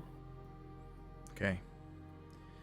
A small sigil appears before Aegis and kind of in front of his hand as he goes to touch the chain, and you see the rust start to crack and then flake and just break apart, leaving an almost pristine chain in its place. That's a good trick. Very handy. Yes, well, last thing I want is to plummet to death. The rest of the elevator looked good, the wood and all that. Morkral's gonna do his stone thingamajig and what's it? Stone reading. I can't remember what it's actually called for dwarfs, but stone cunning or stone reading or something like that. What the rocks are telling me. Seems ain't no risk of a cave-in. Should be safe to go down. Thank Did the you. rocks not tell you what happened here all these years ago? Well, I can tell that there was a cave-in. That's about it.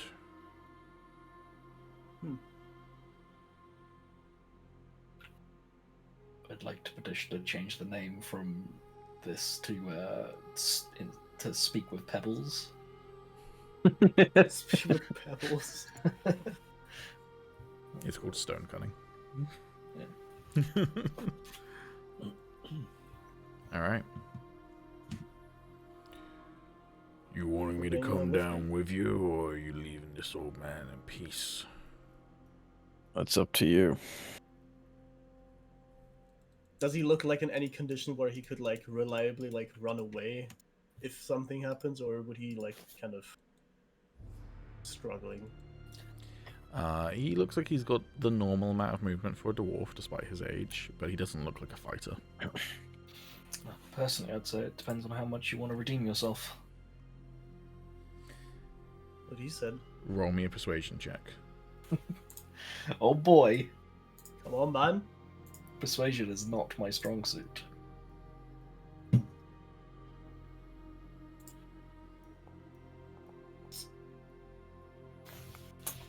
I don't need no fucking redemption, he says, and he picks up an abandoned pickaxe that was left in this crate and pushes his way past Arlair onto the lift. You really riled him up. Careful. I'm gonna very carefully step onto this. I think crashes. You hear the sounds of the chains buckling under the weight, but they don't give. It's almost like they're brand new. They're ready to take the burden.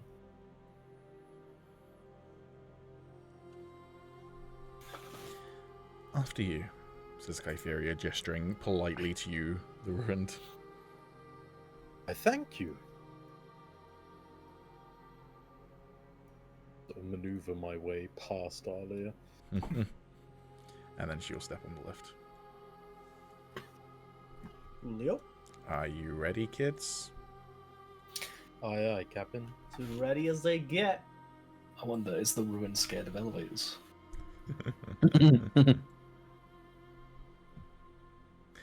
Nah, he Gucci. He Goochers. That's only a defunct of half-orcs. Alright. For this, we're going to do measured movement. Okay. Do we do turn order or not yet? Or Let's do marching order, so Aegis first, then Morkral, then Zila, then the Ruin, Okay. then Arlia, then Kytheria. Cool. Because Aegis decided to go near the front, so he goes first. I personally thought it was going to be first one in, last one out situation with the elevator. Yeah, I did Wow. too. Slime in the back. That's what you get when you think that I'm going to do things a certain way. Is just like the trend was in movies about 6 years ago. I'm going to subvert your expectations. Wild card, bitches. If we're just moving at the moment, can I use a couple of bonus actions? Yeah, sure. Oh, excuse me. Okay, well, as we touch down, then I'm just gonna say, how about we get some light? And I'll draw my rapiers and then just stab both of them into my feet, and I will activate Crimson Right on both of them. Okay. Morkel, when you stab them to your feet, will just go, "What the fuck?" and take a couple of steps away from you as the elevator touches down. Your rapiers slam through your feet. I believe that does damage to you, yeah? Cool. Yep. And you hear both rapiers go through the floor of the elevator as well. Ooh, that's a lot of damage. For a level 1, that is a lot of... level 2 even, that's still a lot of damage. Yeah, 7 points of damage to you. And then which ones are you activating? I only have Flame at the moment, I believe, so... I'm activating Flame on both rapiers. Crimson Right to the Flame. As a bonus action, the extra damage dealt by your fire. Okay, cool. Yeah. So let's just say it will be the light of a torch, so 30 feet. Yes, well, if you could if you could let us know a bit before you create a bright light, that'd be great. Especially in a cave that might have gas in it. Oh, my apologies. In the film Anyway. industry, you're supposed to say striking before lighting something. Oh, measured. A figure.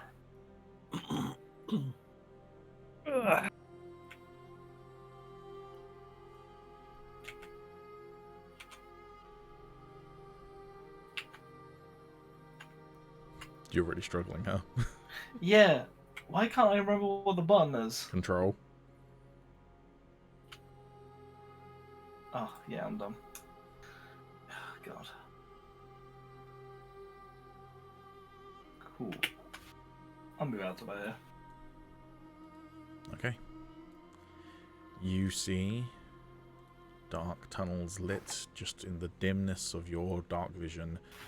The mine walls are roughly cut stone, supported with beams and planks of dark wood. The floor of the mine is littered with rocks and broken planks. A thin layer of rock dust covers every surface, sparkling in the light from the ruins' blades. A few unlit copper lamps hang from the wooden beams, their light flickering weakly in the reflection of the glass. The exposed rock is coloured by deposits of metal ore so rich it seems to glimmer in the light.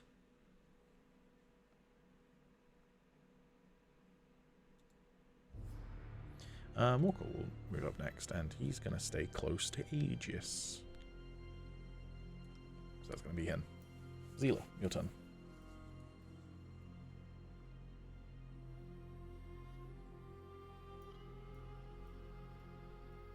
That's me.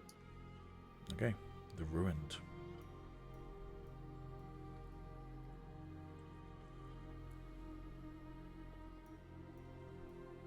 That's me.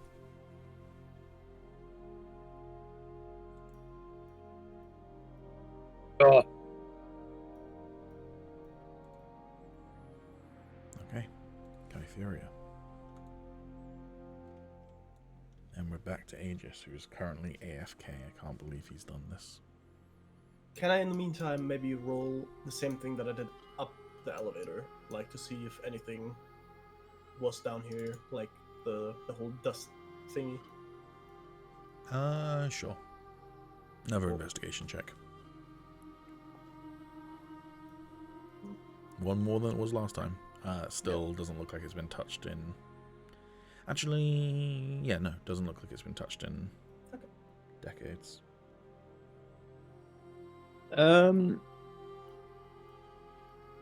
Would you mind moving my token for like 5 minutes? Oh my fucking god. Can't believe you've done this.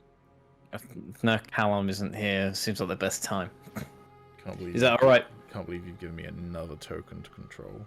You forced me to bring an extra NPC. I got rid of an NPC, and then you were like, "Ah, fuck you, let's bring another NPC." And now you're making yourself an NPC.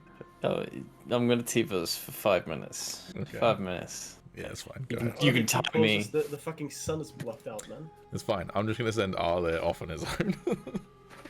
He didn't Just going specify. back the elevator. He didn't specify make me travel with the rest of the group. He just said, "Can you control my token for 5 minutes?" Yeah, he's just rushing in. Since we're waiting for Callum, anyways, next up would be Morkel. So I'll have Morkel move to the edge of the light, and then it would be Zila, I believe. Damn, this dwarf's going nuts with his pickaxe. He's like, he's going in. Well, in my headcanon, he's sticking to the light from the flame, but yeah. You're all technically moving at the same time. It's just it's measured movement, so people don't go zooming off. The Ruined, your turn next. Okay.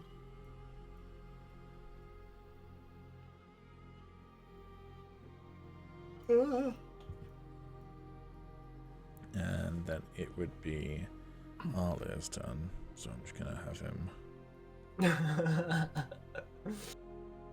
He's out of there. Then it would be Kypheria, and since Callum's still not back, I'm going to move him up with the rest of the group, but now he's at the back of the pack. So, Probably how he wants it anyway. yeah, maybe this was all just a ploy to get him at the back of the pack. Realistically, that's probably what it is, yeah. Zila, your turn.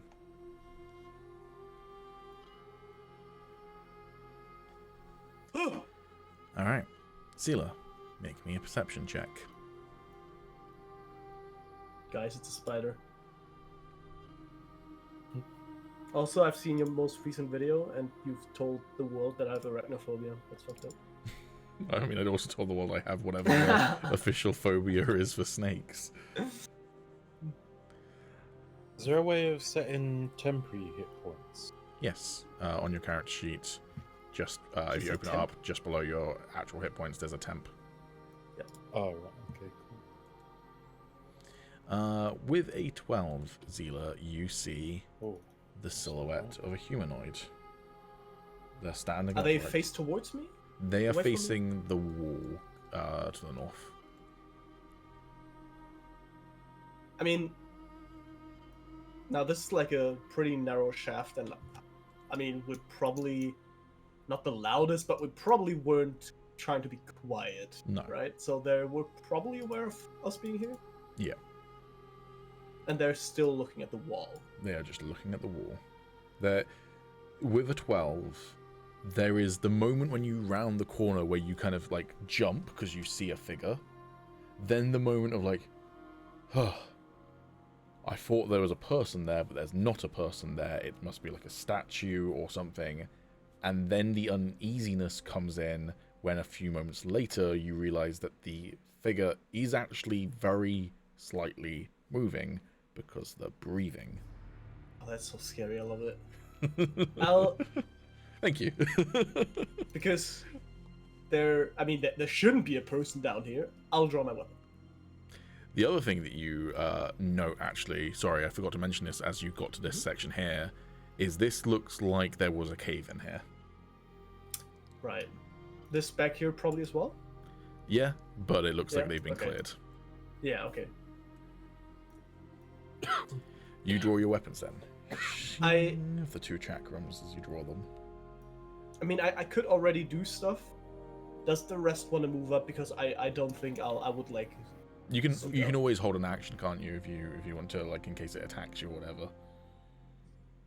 Sure. Yeah, I mean, sure. Yeah, I'll stay put until everyone has moved up. Then I'll initiate whatever happened. So you're not the, holding the, any, the rest can move up. you're not holding any Yeah. actions though. I mean, if they are trying to attack, I'll definitely attack. Okay. So if it attacks you, you'll attack back. I'll throw both my glaives. Yes. Cool. Okay. The Ruined, you're next. You obviously do see Zila kind of round the corner and then go have a little bit of a jump and then draw both their blades as you're walking up, so you can move further if you want to.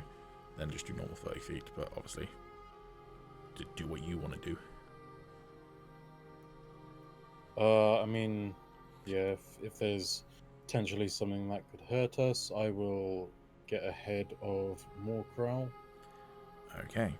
Now I can probably also see the figure properly, right? Yes, now that the light from your two rapiers, the ruined, illuminate the figure, you see that the figure is what appears to be an elf. They seem to be incredibly skinny. Like, you think that you're skinny, the ruined. This is skinny. This is like the only skin and muscle of about like that much width over the bones. It's paper thin, the kind of build this figure has. You would hazard a guess, well, as you kind of note just how skinny this figure is, a thought protrudes into your mind. This person looks like they haven't eaten in 30 years. Does that only come up to the ruin, or do I also you have that can thought? have the same thought, yeah. Okay. They still just appear to be staring at the wall, but both of you can now give me another perception check if you want. Sure. Okay. That's better.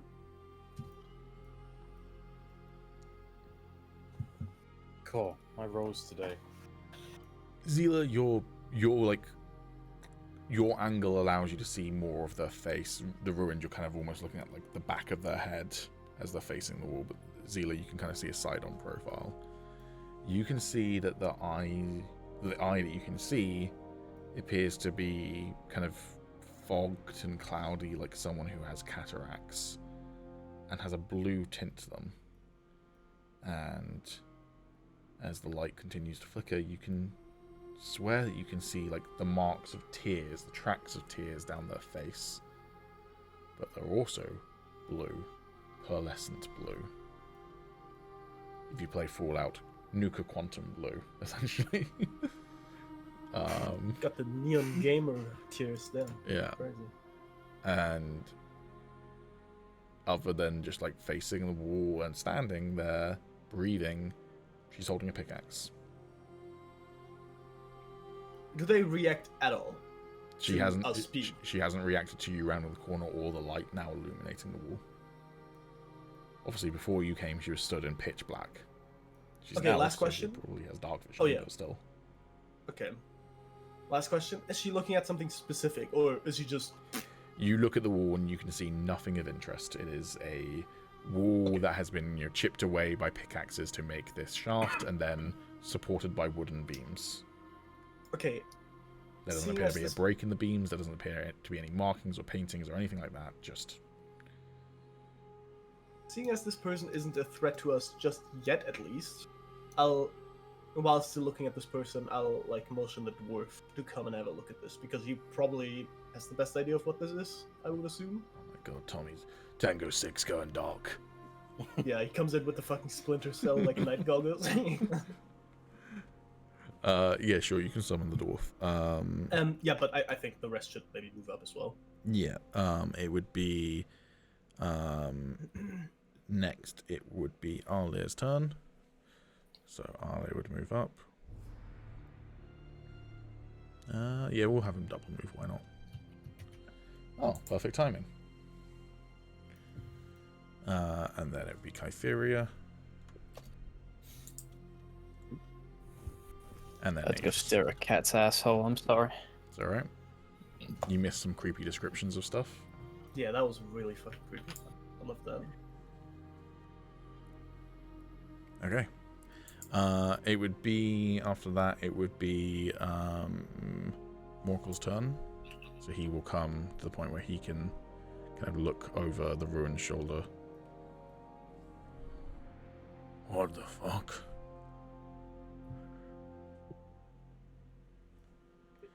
What have you missed? Thank you, Samo, for filling them in what they've missed. And they Yeah, this call was it just a very quick mine. explanation. No, it's good. There shouldn't be. How? That's not possible, he says, and he takes a step back in kind of disbelief. Can I take a guess that he knows this person? Almost Is that the certainly. sort of reaction he's giving? Yeah. Okay, yeah. Who's this? I'll point at her with my weapon. It's a she, right? It is a she, yeah. Okay. You fuck. Hold on. Fuck you. Well, I don't need a name. It's just No. You're getting a name. Fuck you. I got the link Okay. up pretty quickly. yeah. What's her name? What's her name? What's her address? Why would you say Like- that name? Her name is Shava. Shava. She came with us when we first founded the village.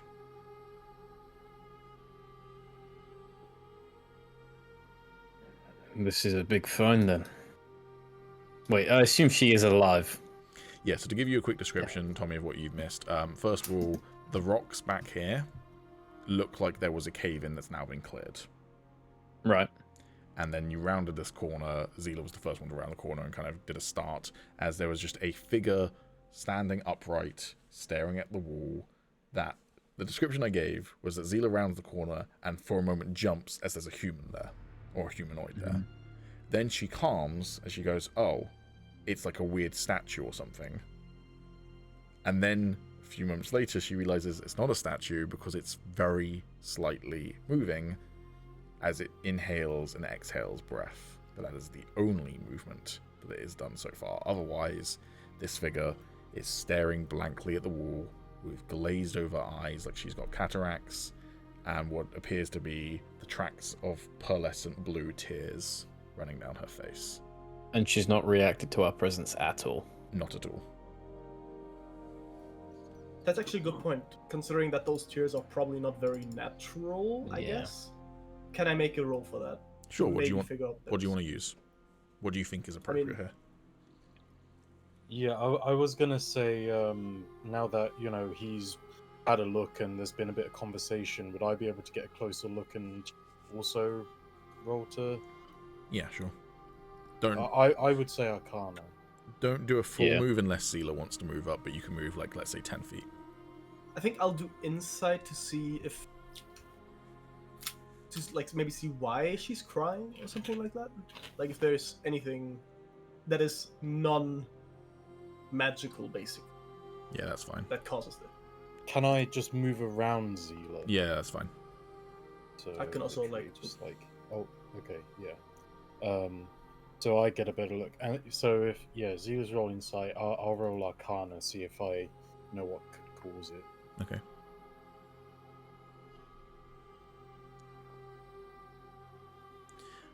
With a 14 insight, she's in agony. That's why she's crying. Like, you know, this is someone that, as I say, looks like they haven't eaten in probably 3 decades. So for starters, they're starving. Do you know what the body does when it starts to starve? It eats itself to stay alive. It eats the fat, then it eats the muscle mass. So just that alone, if she's staring at the wall, how long has she been staring at that wall? Has she What been staring at race that wall is for she? days? She's an elf. Elf. Has she been staring at that wall for days, weeks, months, years, decades? If she's just been standing still, then her feet are going to be in agony. If she hasn't slept, then her brain is on fire. That's why she's crying. The She ruin. doesn't actually have any other visual injuries, though, apart from just being absolutely well malnourished completely. Exactly. Okay. The ruin with an 11, you have no idea what would cause this. Nothing that you've studied or come across in your past gives you any indication as to what this could be. Okay. You can tell, I will say this with an 11, she doesn't appear to be undead. Okay.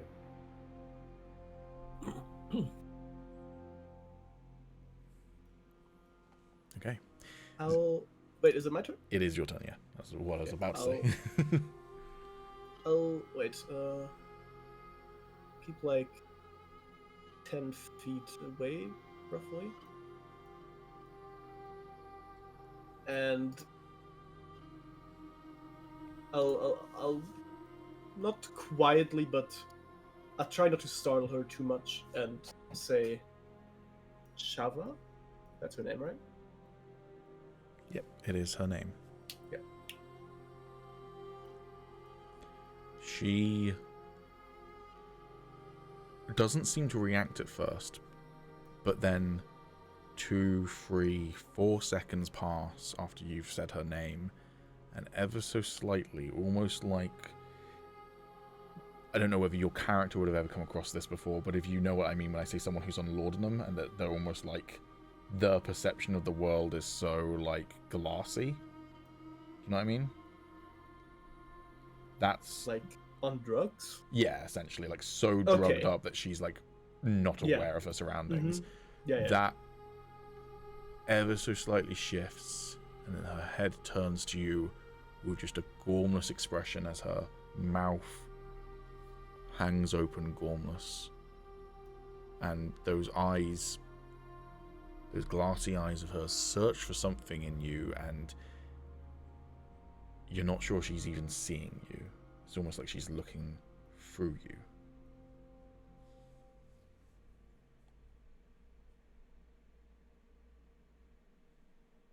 I'll kind of shocked ask, what is this?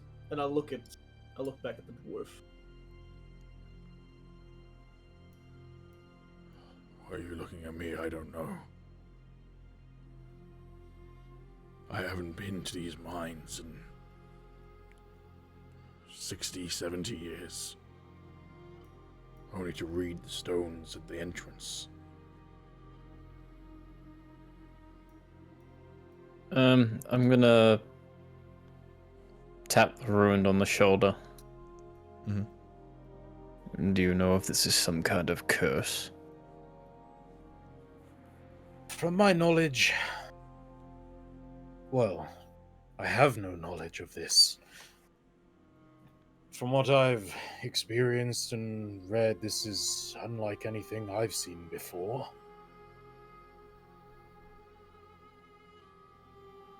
Morkrel, have you ever heard tale of a person standing seemingly lifeless? Well, I mean, heard stories of basilisks, gorgons, turn people to stone. She ain't stone.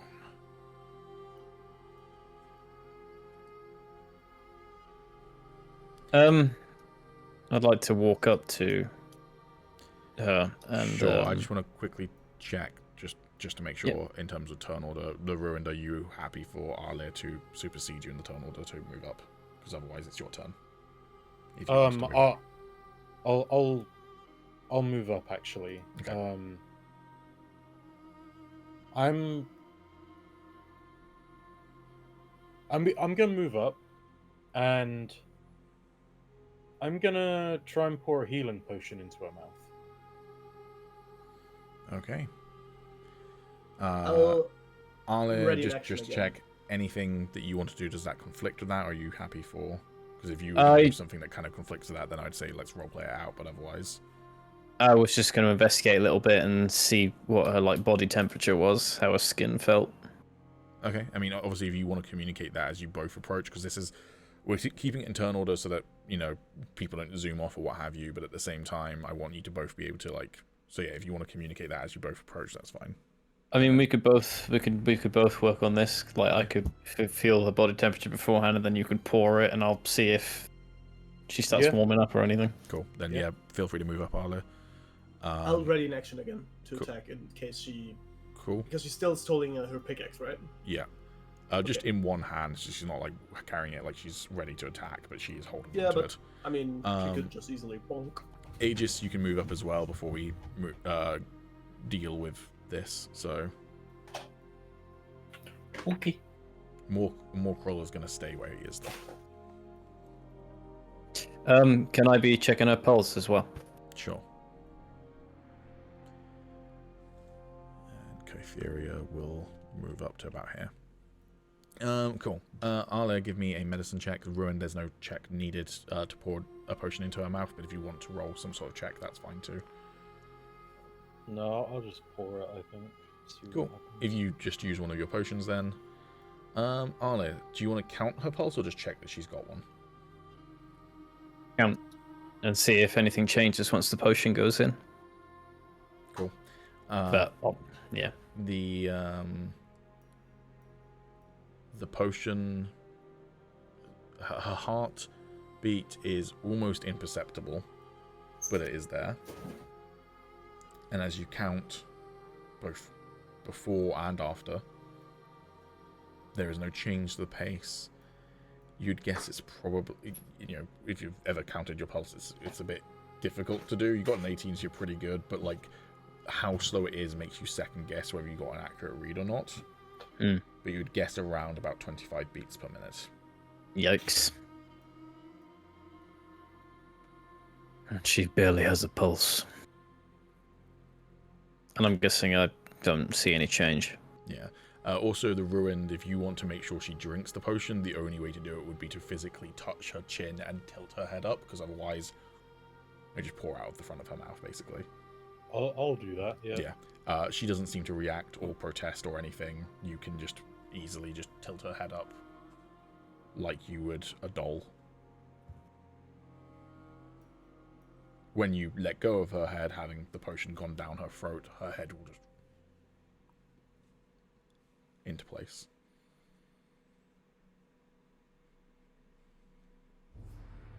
I'll just sort of turn around and say, Aegis, do you perhaps have anything that could breathe life back into this lady? I'll step aside so you can get a better look. I mean, I can check, but Step back as well. it might seem beyond me.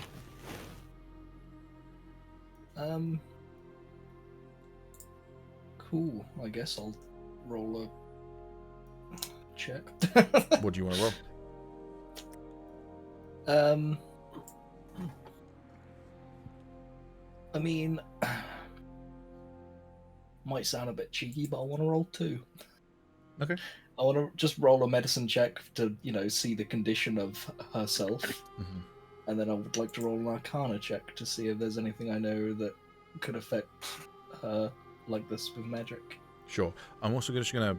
I'll do it when you do the medicine roll. I feel like I should also give some more information with Tommy's 18, but. Okay. Alright, I'll roll the medicine first. Hell yeah, 14. You both then come to the same conclusion as well, which is that this is the condition of someone who is on their deathbed. Like, when someone passes away of old age or passes away from a relatively peaceful death. It's not like there's no fever, there's no illness seemingly here. It is just someone whose body is wasting away and they're going with it. That's the sort of state this person is in. But again, you get the sense that they've potentially been in this state for far longer than anyone should be able to stay in this state. Okay. Now give me that Arcana check then. Yep.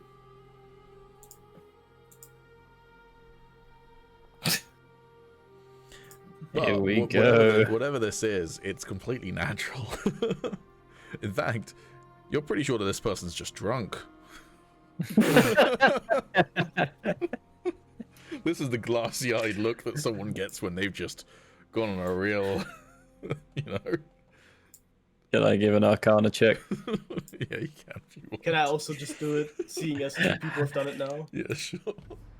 How much I'd love the reason to be she's drunk. I was before these Yeah. guys were going to roll ask to use my inspiration, but... You can use your inspiration as well. A 9 and a need 6 to. aren't going to give anything, so... Yeah. Is there a... Just re-roll it, and then remove Okay. the inspiration. Will do, boss. Get rid of that inspiration and re-roll it.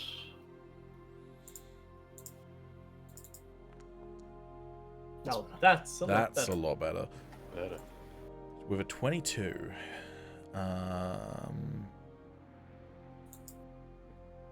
yeah. I mean, it seems obvious now. She's not drunk. Right, that's what the 22 gets me. Nice. No, that something is keeping her alive. Something magical. Ooh. Sorry, my Discord froze. Something magical is keeping her alive. Something with 22, something discordant in nature. Not a particular school of magic, but something naturally magic. Right, and does it seem to have... Does it seem to just have this like power just to stop this like decomposition of her body where she's perpetually in this? Was it more of like a controlling force? You get the sense that it is controlling her with a 22. Right. And yeah, it is it is controlling her and it is maintaining her at the same time as both. You get the sense with a 22, you have no frame of reference as to what this would be, but you get you're quite a smart guy. You know about nature, you know about herbology. In nature, there are parasites, right? And the purpose of a parasite is to use the host. It gets something out of being within that host. You get the sense that whatever magical effect is going on here, which again, you have no frame of reference to it, so you don't think it's a school of magic, is parasitic in nature. Yeah. Oh god. Do you say any of this? Well, I'm just sort of yeah, I'll be going through sort of, you know, just checking on her and what did you say her name was? Shava. I was going to go check, but you got it. I'd forgotten. What was that again? Sorry, I'm finally making notes. Shava? Shava. S-H-A-V-A. Ah, right, okay. I could hear the first part, just the last part was eluding me. I mean, I don't think this is Shava anymore.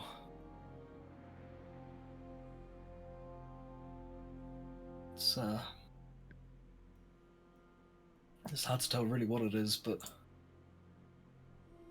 it's keeping the body from decomposing. So we managed to break her from whatever's holding her. Is that a death sentence? Well, most probably. Yeah, I'm going to say with a 14, you don't know for certain, because that was your medicine check, so... What about my 18? I'm going to say with your 18, you're also not sure for certain. Well, Okay. I'm not sure, but I can surmise that whatever is keeping her in this state, if we stop it from happening, then you know, that it will catch up with her. Put it that way. Aye. Magic is a chaotic thing. It could not. Yeah, I don't know if I've ever... I might have mentioned it in a previous Songs campaign. I don't think I've said it in this campaign yet. Magic is known as magic in the world of Songs, but it's also known under the word primal. That describes it accurately. It is a primal force that people try and control and wield in different ways. So, you know how like in Forgotten Realms, it's the weave and you weave it. Yeah, in Songs, it's the primal and you like you would control, like how you would manage a ship sails in the wind. That's kind of what magic users tend to do with magic. It's trying to, in some way, control the weight of it and shape it rather than compose it. Well, surely death is better than whatever is going on with her. But if there is a chance that she could live if we free her, we must take it. Agreed, but if she has to die, then I'm not leaving her like this. If we're able to find the source and free her and she lives, great. If she dies from it, then it was still worth a try. agree. Is there any reaction at all, like while we're examining her, to like from Jella, or it's just As this conversation is going on and no one's actively like touching her or interacting with her anymore, her head slowly is drifting back towards the wall.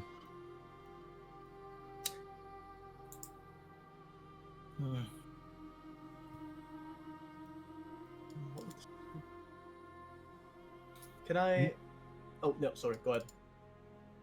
More cruel. The direction that she's facing. Is there anything that lies beyond those walls? Another chamber, perhaps? Well, we mined north, yes. I don't know specifically, but the furthest we mined was north. Do you find anything down here?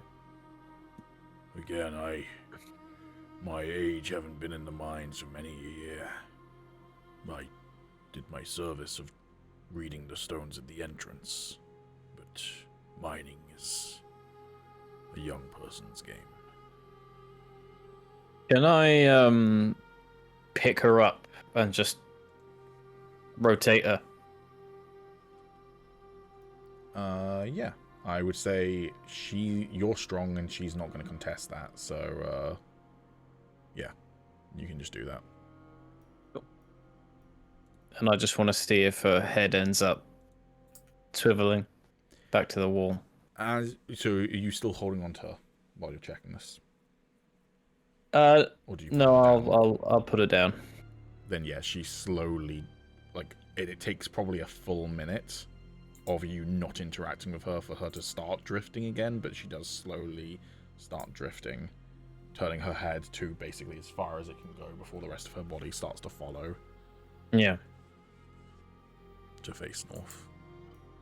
I have 2 questions, quick. Mm-hmm. Would I know what kind of stuff dwarves or mountain dwarves, at the very least, could read?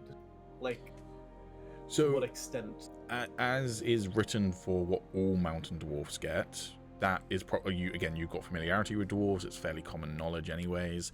They get a feature called Stone Cunning, which is they can make an intelligence history check related to the origin of stonework, and they are considered proficient in the history skill and add double the proficiency bonus to the check instead of the normal proficiency bonus. That's So usually for things like walls, right? That's like reading who built this, when did they build it, that sort of thing. But what I've kind of homebrewed is that certain dwarves have an advanced version of this where they can essentially read natural rock as well and tell like its conditions. You know, is it safe to mine here? Is there a cave here? How far does this cave go? Is there ore here? Not in terms of being able to like map it by touching it, but just be like, is this a good place? Is this a safe place? That sort of thing. Would Morcroll have moved up by now? Would he be near me? No, he is kind of watching unnerved from the back. You In get that the case, sense I'll that go... if there was a light back here, he would be back here. Okay, can I walk up to him? Sure. Okay. So I'll walk up to him and I'll kneel down so I'm like at head height, Damn. basically. And I'll Treating him like grab Tommy, like huh? his shoulders. and I'll grab him by his shoulders so he can like look at me. Mm-hmm. Okay, listen up. You knew this person back there, and I'll point at, well, Shava. I know you act like you don't care about those people back there, but you clearly do about her. You will give me another stone reading now, and you will tell us if anything in here changed apart from the cave-ins. Anything, a new room, anything that just feels like it hasn't been here before. And then you will take us there. You understand? Roll me persuasion and roll it with advantage. Cool. Oh wait, advantage. Wait. 22 is pretty fucking good, but hey ho. Yeah. Okay. 22.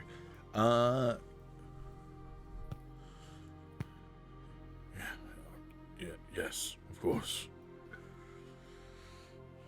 He And I'll let go of him.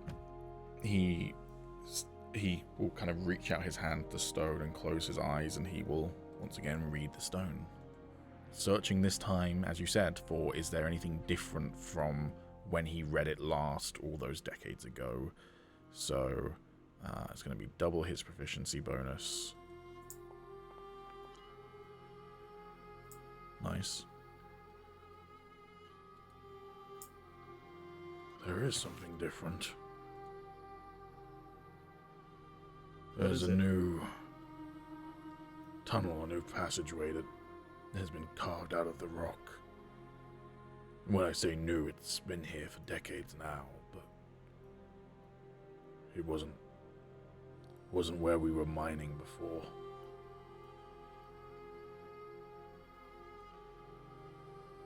Well, and I'll get out of the way.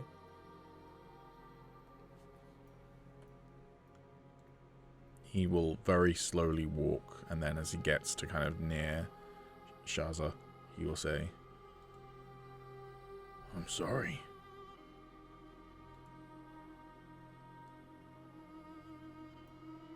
And then he will move on.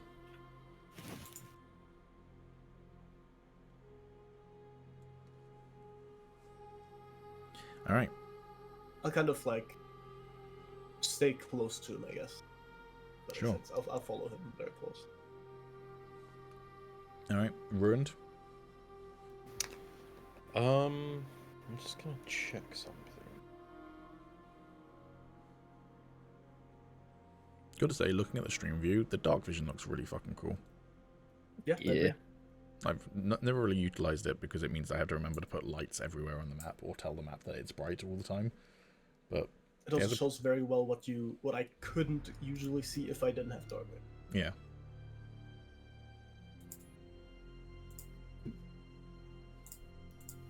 But like visually, it just I think works really, really well as well for the like how dark it is. Yeah. Can I don't really have anything on me that would help with this, I don't think. But is there something I could roll to try and, like, as we're navigating the mines, remember which way is, like, north, so, like, the exact direction that she is facing? Survival, I think, would be the most appropriate thing. I could be convinced for a history roll instead of you're just trying to think, okay, she was facing this way, so I'm going to walk along this wall, and she was facing this way, sort of thing. Either way, it's not going to be a super hard roll, I don't think. Okay, I'll roll history. Yep. Nice. With a dirty 20, yeah, you absolutely know which way is north and can maintain that in your head. Okay, sweet. It's north on the map, but yeah. Yeah. Cool. You moving up? Yeah.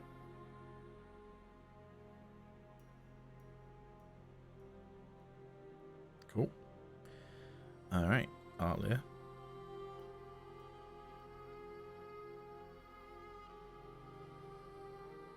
Okay. Aegis.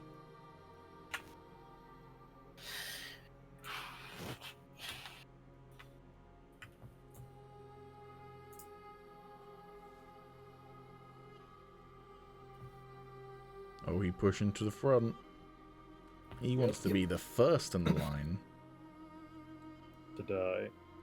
Or maybe he's just trying to get as far away as possible from the known possible enemy at the moment. Point. Zila. Well, Morkel's turn, I guess, because he's leading, isn't he? Yeah. He I will follow double him. move just to get this party started. Alright, well. Wait, I don't see him anymore. I'll just. Oh, no, not that far. Well, There we go. the ruined. Oh. I'll wait for everyone to roll, but I'll Oh, yeah. roll some.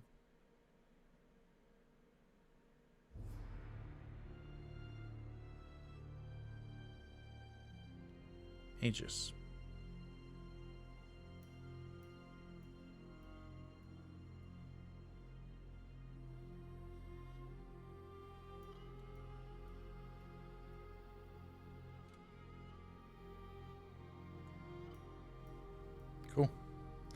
Zila, you oohed about something. What are you oohing about? I'm oohing about this. I want to identify the source of the light. Okay, yeah, you do see blue light illuminating against this wall. You can go and investigate. You can't really like roll anything from here, I wouldn't say, but you can go and approach. I'm just gonna say, I believe there's another up ahead. No. Oh. Yeah, you do indeed see a figure dimly standing. This one is facing towards this wall. So the direction that the other one's facing in, basically. The direction where the light is coming from, basically. Yeah. You worked out my people facing walls puzzle. Is this some kind of check going up here, or is this No, it just is. Okay. You'd have to mount it, but it doesn't use up much. Don't worry about how much movement it uses up. Basically, Okay. it's like a 5 feet climb. Yeah, you see this ladder leading up to what looks like a much more thinly hewn path. In fact, looking at it, it does look like it's been carved away, but it doesn't look like it's got any of the supports to make it a safe mining shaft. And you can see small little stones glittering blue light coming from down that corridor, basically. Is this the path you were talking about, Merkel? As he goes round, because he's a dwarf and climbing's hard, he goes, yes, that's the one.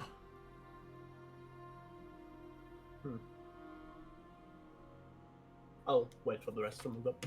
Alright, ruined. How much was it to get up this bit again? Don't worry about how much measurement. Just, if we get into combat, I might instill that it uses up an extra 5 feet of movement, but... I'm gonna head over to this guy. Okay. He is, yes, staring at the wall to your left. Same type of, like, appearance? Yes, he's a dwarf rather than an elf, but likewise glazed over eyes, malnourished, and he once again has the tracks of tears running down his face. Okay. The tracks of tears, obviously it's pearlescent blue. Is it dry, or is there still moisture there? There is moisture, as if they are actively crying, but it's not uniform pattern, so there are kind of patches where you can see that there have been tears but aren't currently, and there are wet patches where they are actively crying. Okay, I'll probably wait until next turn now, but would I be able to get a vial out and try and get some? Sure. I mean, you can do that this turn if you want. Yeah, I'll Sniff's do memory that. out of it? Yeah. Alright. Cool. I'm gonna have to come up with what that does, but yeah, you can absolutely have a vial of pearlescent blue tears.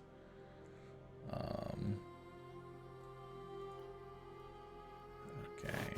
Oh shit, it goes even further down. God damn.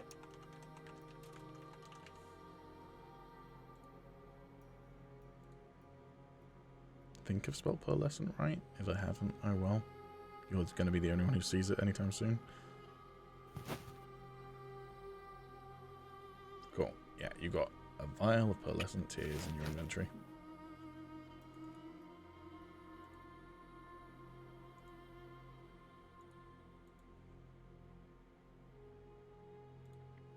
Cool. Right, Arle. Just Yep. Fix the spelling. I did spell it wrong, did I? Yeah. You just missed an A out. Okay. The one thing that does annoy me a little bit about Foundry is it doesn't have spell checker. Yeah. Well, no, it doesn't even not have spell checker. If I'm writing journal posts, it does have spell checker. It tells me I've spelled something wrong. It doesn't tell me what the right spelling is. It doesn't let you correct it. It just underlines it red if it's spelled wrong. It's like, It's like great. you suck. Yeah, exactly. It's like working out. Yeah.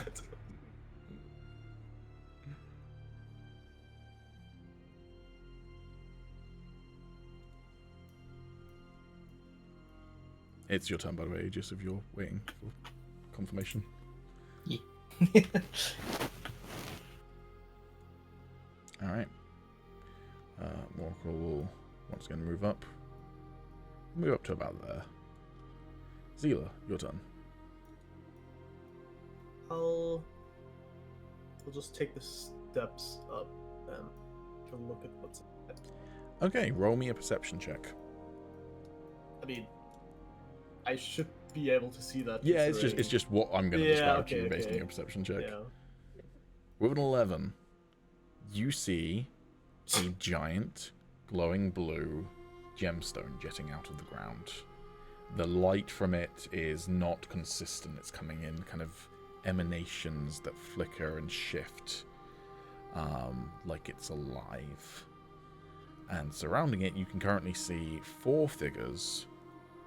You can't really see any of them like super well because they're quite far away, but they're all well illuminated. You can see that they are not just malnourished, they are malformed, mutated, changed. Where the others have their jaws slacked open, these ones, the jaws have lost all muscle and bone structure so that they just hang as fleshy sacs from the bottom of the skull. The skin, rather than being taut against bone, is saggy like a bag, like a sack. And they all just stare. And then, can you make me a wisdom saving throw?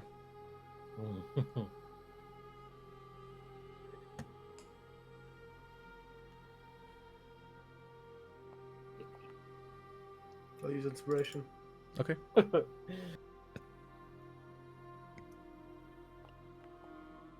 Fuck me. Well, we take the 7. If you want to, you know what? I'm going to get you to narrate this. Can you narrate to me what Zila sees in her mind as her worst fears conjure before her? She can be transported somewhere, or it can be someone standing in front of her. It's up to you, but what basically swells over Zila's consciousness? Well, without spoiling too much about what happened to my character, it's probably just day of her transformation, and when waking up again, everything around her just burns, and her dad is on the floor, dead. She's basically too late to do what she was trying to save. So you have sacrificed far too much. You have given everything you have to give, and it wasn't enough, or it was too late. The gods either were cruel and struck out to you like they had a vendetta against you, or they are just uncaring. Yeah.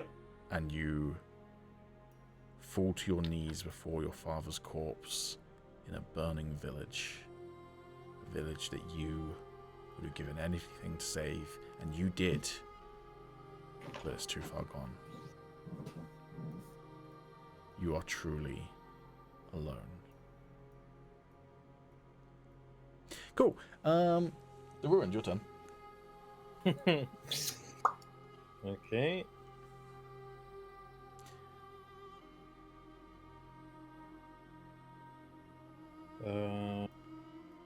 Am I able to move past these Yeah. rocks? And I'll double move. If there's any room at the top of the ladder, I'll double move up to there. Yeah, that's fine. Yeah, you basically get to the top of the ladder, and you're like, whether you verbalize it or not, Zila is standing like, not to the point where you can't stand behind her, but you are like basically pressed up against the back of her if you want to stand on this ledge. And you're like, Zila should move, right? Like, this is the normal thing. You get up a ladder and then you keep on moving if other people are going to come up behind you. And then you realize that she is transfixed. She is standing perfectly still, staring down the corridor. As you look over her shoulder, she's staring at a giant blue gemstone jutting out of the ground, surrounded by gormless figures. Can you make me a wisdom saving throw, please?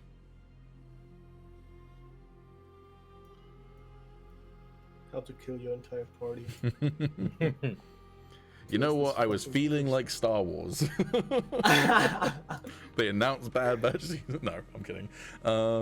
With a 16, you feel something lash out like a tsunami against your mind, trying to break down the fortifications, the walls, the ramparts, and you resist. Something in you, something primal in you, fights back as your blood boils.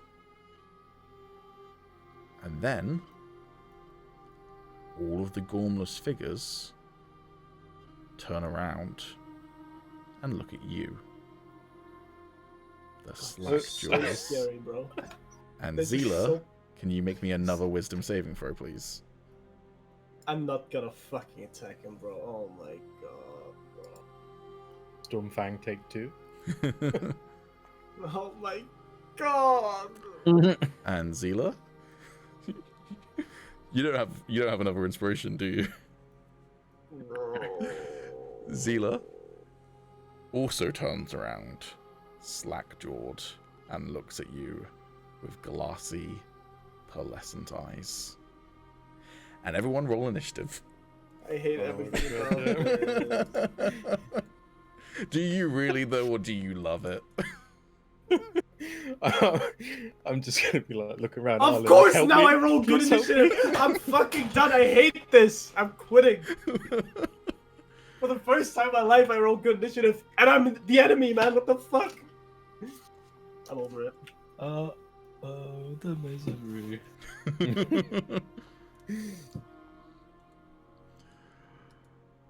Okay, I rolled pretty well. I'm bouncing. Fuck this. Are you in Yeah, a don't fuck forget, this I shit, have a I'm out reaction. mode? No one else roll initiative. If any player, oh, none of you are left. Cool.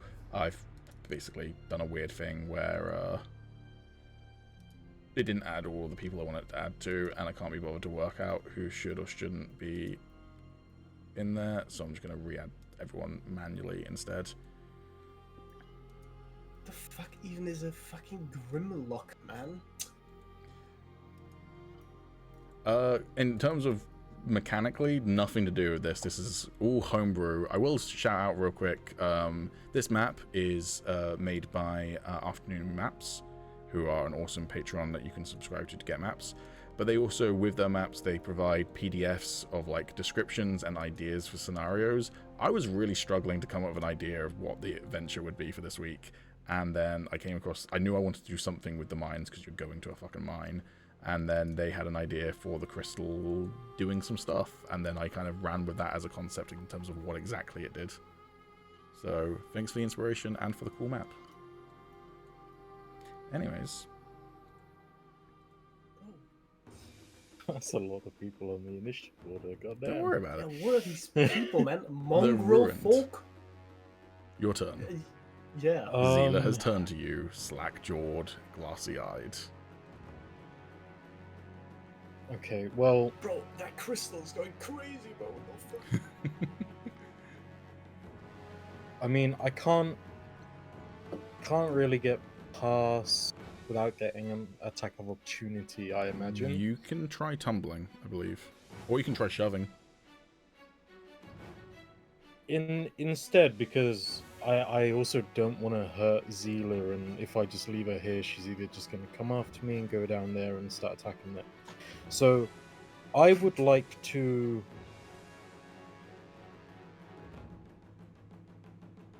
use a help action to basically try and shake Zila and say, Zila, we need you. Come back to us.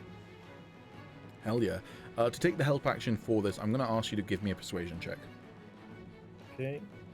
Come on, man.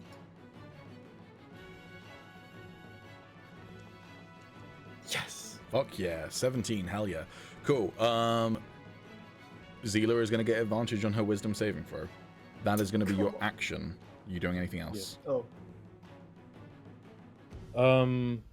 I will take the attack of opportunity, and I will try and move back down. Okay. Zila, you can make your dual-wielding chakrams. So can you make me an attack with both of your chakrams, please? I mean, the second attack would be a bonus action. Fair enough. So it would. Oh only no, be one, right? I think if do you have the dual wield? You do, don't you? I have the dual wield fighting style, which only gives me proficiency with the second attack. Adding proficiency to the second attack. Okay, basically. I'm going to say that you probably need the dual wielder's feat to be able to attack with both during attack of opportunities, just because I'm feeling nice, but also that will, if I remember that will stay true for the rest of the campaign. Yeah, that's more than fine, yeah, attack with one of your chakrams then. Actually, you know what? Your turn is next, and the Ruin did roll to help. So roll your wisdom saving throw now. Okay. Because I was going to get you to do it at the beginning of your turn. If you pass now, you don't have to attack of opportunity. If you fail, then that is a fail. Sorry, then I'm you've also got to take your turn after this. Alright, so one attack. Oh, wait, fuck it, I can't target him. You can hover over Presty. So That 60. 16, that hits, okay. Oh, thank fuck. Unfortunately, he's already taken like 7 points of damage. Yes. Yeah. let's not talk about it. Cool, All right. and then it's your turn, so that was just the attack of opportunity. Actually, can I just take the rest of my movement? Oh, as yeah, well? yeah, sure, go ahead. Yeah, I'm just gonna sort of get back here, and I'm just gonna say, prepare yourselves. Cool. As you get here, by the way, you see that this dwarf is no longer looking at this throne. He's looking at you. Azila, your turn. You do not have to attack the ruined. You do have to attack your allies. As if they were your enemies. Okay, how would... Am I just completely mind controlled and I'm just ready to fight everyone? Or am I also like sluggish, more like zombie-esque, brain dead kind of mind controlled? You have not been starving for 30 years. So I'm at the top of my game. You're at the top of your game. Attack whoever you would like, but as if they were your enemy. Okay, I feel like it would make most sense, since I know that this guy can talk to stones, That's fine. Yeah. to attack it.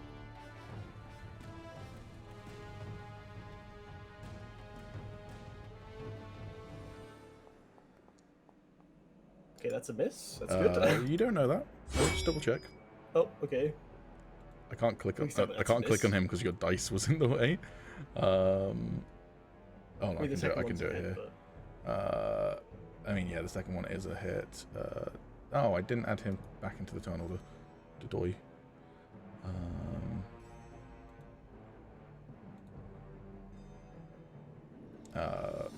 What call? The 9 would miss, but yeah, the 18 absolutely hits. So yeah, roll your damage.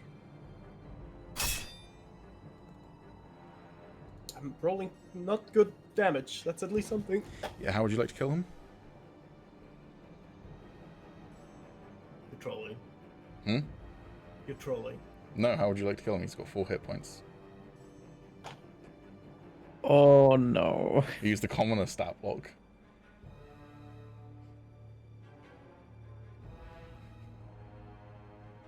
How would you like to kill him?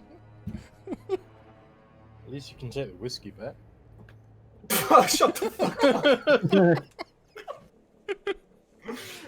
I still have the whiskey. I didn't give it to him yet. Yeah, that Oh, is well, then you canon. don't have to Yeah. give it over. It's not in your inventory. I'll need to remember to add it to your inventory. But All right. Well, you know what? I'll just make it cool, I guess. yeah, I'll just I'll jump off this place basically, and I'll throw both my glaives just into him and just land on him basically. Okay, so yeah, one of them misses, bounces off the rock, and you catch it. As the other one, you come down, throw it, and it slits his throat, and then comes back to you. And he just goes, And the blood sprays on you as you land, and he falls over dead. And then I'll look at the wound, and I'll chill. Cool. It's my turn, guys. Thanks for the XP, man. Yeah, I got you. I'm man. pretty sure Commoner gives you no XP. What? Pretty At least sure. 10. It might be like fuck all XP. Let me double check. Before we get into this cave, fucking Isla and Zila are like, hey yo, I'm pretty sure you've killed innocents, right? And he's like, I don't know what you're talking Bro, about. I was actually so invested in his redemption arc. I was so fucking invested, man. Yeah, you do get 10 XP from him technically. Yes! Worth. Aegis, your Boy, I turn. want to receive like 2 XP. Okay, this is not good. Hmm.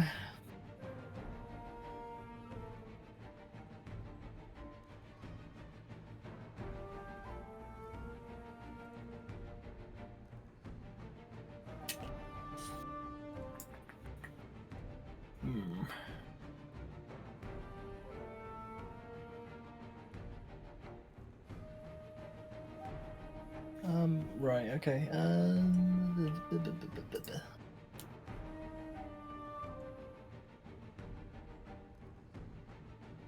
honestly don't know what I want to do in this scenario. Fireball? I don't have a fireball. Unlucky. Where's Diamond Lane? That motherfucker sleeping. Yeah, I'm honk-schnooing right now. I figured you'd had your 2 fights with a level 8 spellcaster in your party. 3 times the charm? He just rushes in, hi guys. I mean, he has special abilities. Maybe he will work out what's going on.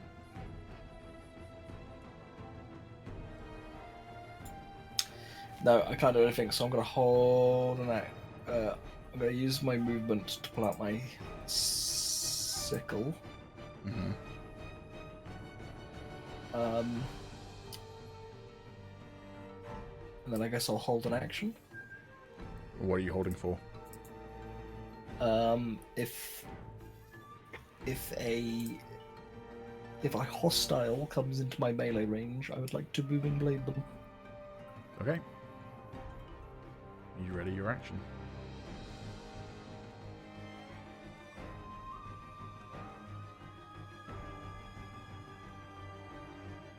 Yeah, that would be my turn.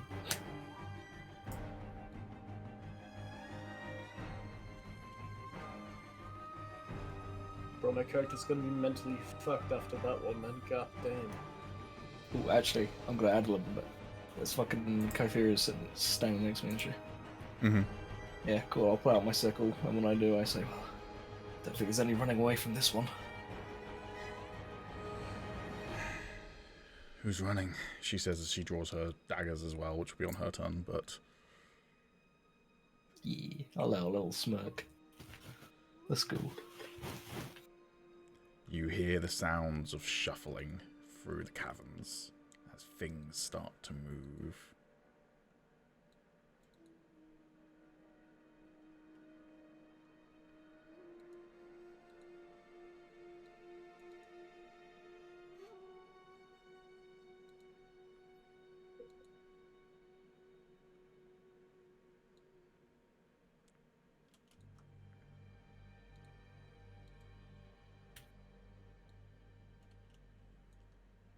Okay, Alia, your turn.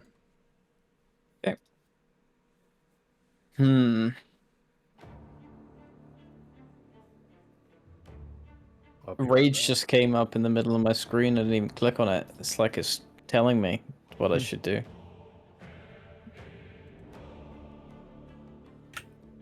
Don't listen to it. That's Pete. He's whispering sweet nothings into your ear. Don't do it. It's almost Morkel's turn.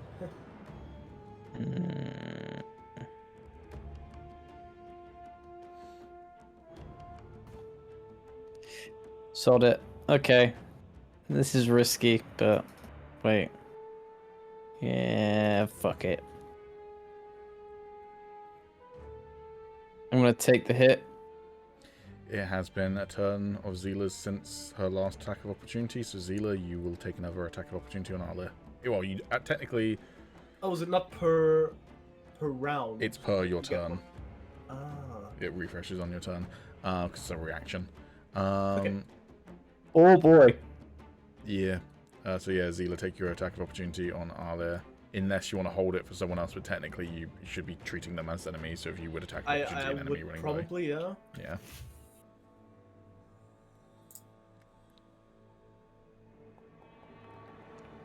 Nice. Cool. 12, I believe, misses you, Arle. Right. Cool. So as you run by, you feel the whiz of a blade near you, but it misses you. Was that your turn, or? Not yet.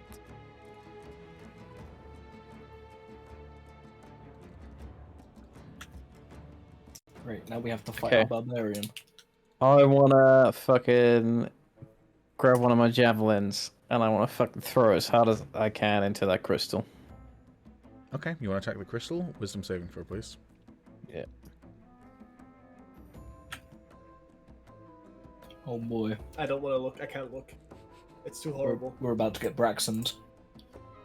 It's too horrible! I'd like to use inspiration. You can use your inspiration.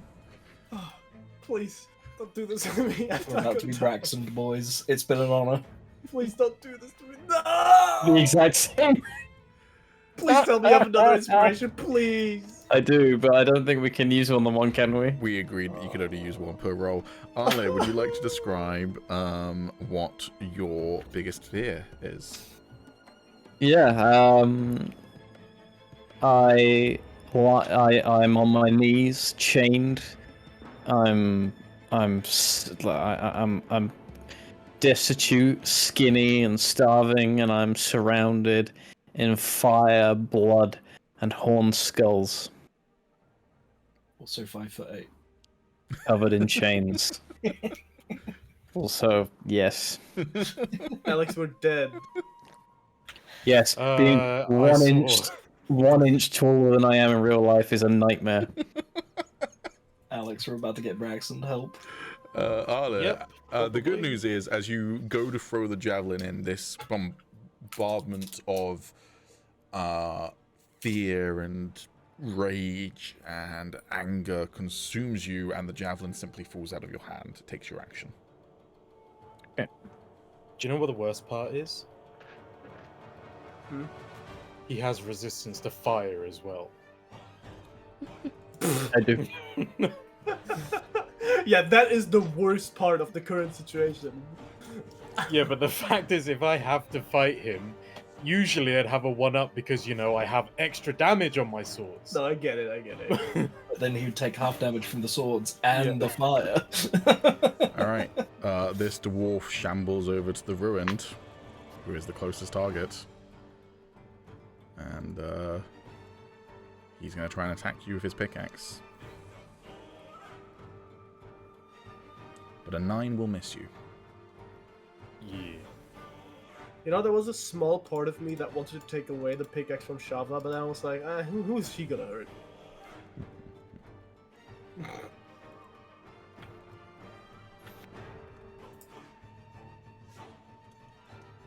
Alright. The ruined, your turn. Okay. Please don't kill me.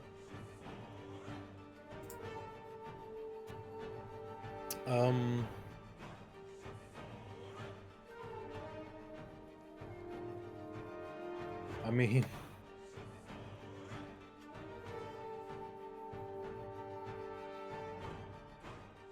I'd rather not kill anyone, but right now it's looking like a good idea to kill him. You I can don't do want to, non-lethal damage. Let me just look up what the rules for that are. With its burning rapiers. Well, that's basically you hit them with the pommel of your sword, sort of Yeah, thing. I get it. It's fine. I'll stab them and then cauterize a wound on the way out. Yeah, Jedi that's how Jedi lightsaber way. works. As long as it's not magic, you can non-lethal attack. Only bludgeoning weapons can do it, apparently. Oh. Oh, you know what? Fuck it. Murder. I still have a job to do. If I need to take out a couple of, people that are basically on death's door and attacking me, then Also, you wouldn't be the first one to kill an NPC. true. But I would be doing it of my own free will. Who knows? Maybe I'm not mind control. He might be the first one to kill an NPC worth more than 10 XP, though.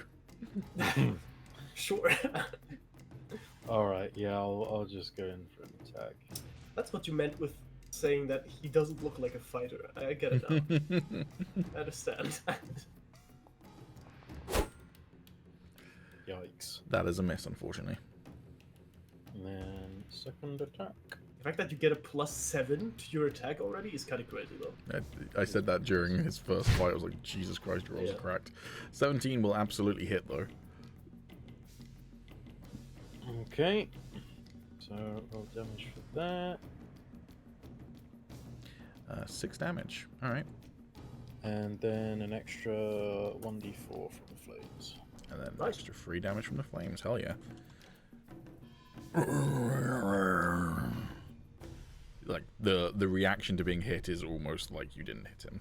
It's vacant like everything else, but you do seem to have injured him. Mm-hmm. That your turn? Oh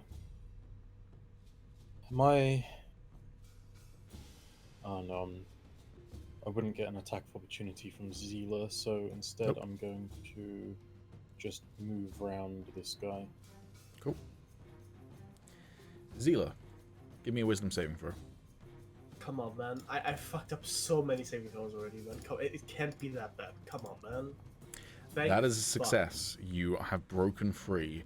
After the blood splatters on your face from killing Morkel, it juts you out of it, and you suddenly look down at what you've done, fully of your own mind once more. It's your turn. What are you doing?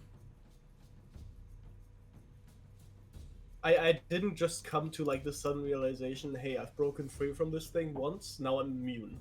I'm more like, oh, okay, I'm myself again. Let's not go back in there. You're not sure if you're immune. Yeah, well, I'm not gonna go find out. You can roll an insight if you want. Sure, I'll do that. You get the sense that though you're not immune, the DC would be lower for you to not become taken over. Okay. Well, Essentially, your resistance to it is building. Yeah. I'll, however, help with this guy. Okay. Bing. Well, With a Nice. nat 20, I roll a critical hit now. yes. How would you like to do this? I guess since he's like kind of brain dead, it's pretty easy to just kind of grab his head from the back and also just slit his throat, just dropping him to the floor. Yeah. And blood this time over onto the ruined. His blood is in my blood. I think that's what you Cross call blood blood brother. contamination. In D&D, I can still move after attacking, correct? Yes. It's Star Wars, where that's if. Yes. In that case, I'll move over here. Yeah, in Star Wars you need a feat to be able to do it. Or a talent, I can't remember which, but either way. I'll roll a check on the bad guy.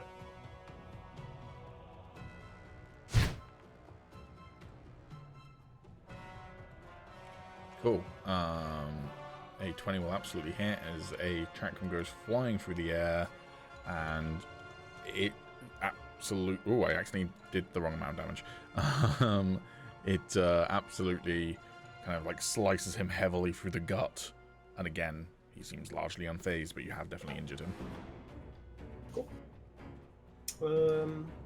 Yeah, yes, that's me. Okay.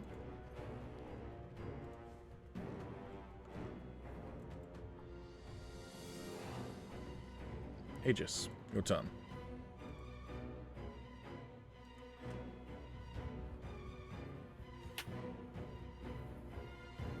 Right. Okay.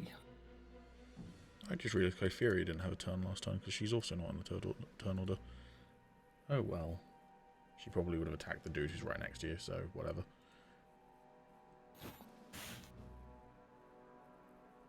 Yeah, go ahead, take your turn. Yeah, fuck it, I know what's happened, but I'm still gonna go over to Morcrow. Yeah, his throat is slit about that much into the windpipe. There is no saving him. Like, remember what happened? Remember what happened to Perfire at the end of Songs DnD? Yeah, that wasn't as deep as this. Yeah. Cool. I mean, has he already passed, or is he like fading? Roll me a medicine check. This isn't going to use up your action or anything. This is just to assess. Okay. Basically, if he's going, I'll be here with him. Put it that way.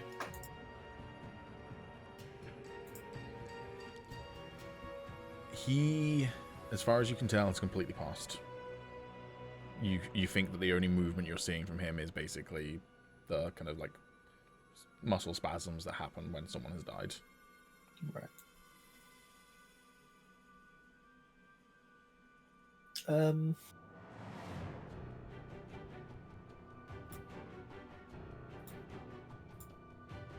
Okay, I guess that's my turn. I'm not really going to be doing much, so. Okay. This boy's turn. Well, good news is currently Arle is on his side, so he doesn't attack Arle. Good news, everyone. My fat ass is blocking the way. Yes, I forgot about the whole Arlo situation. I put Yeah, I myself see very that. close to him.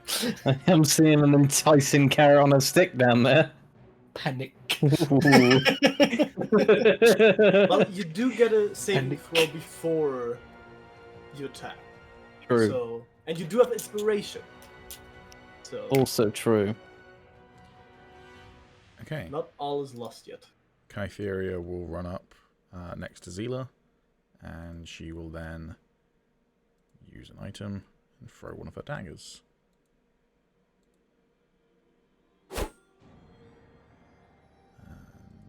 And a 13 misses, unfortunately. She'll then throw her second dagger. That will also miss.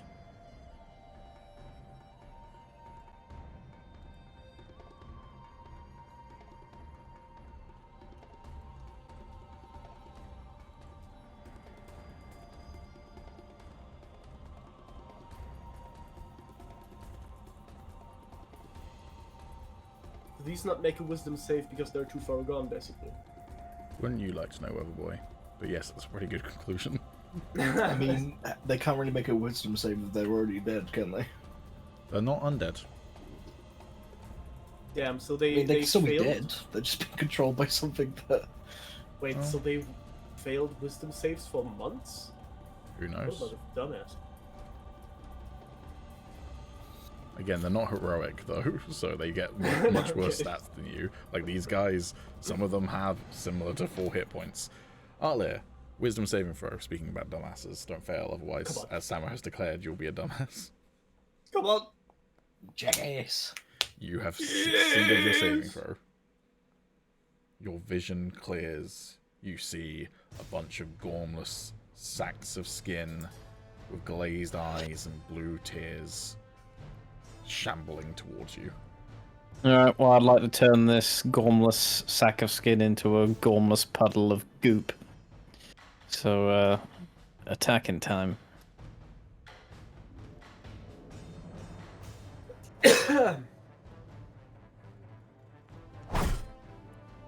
A 19 will hit.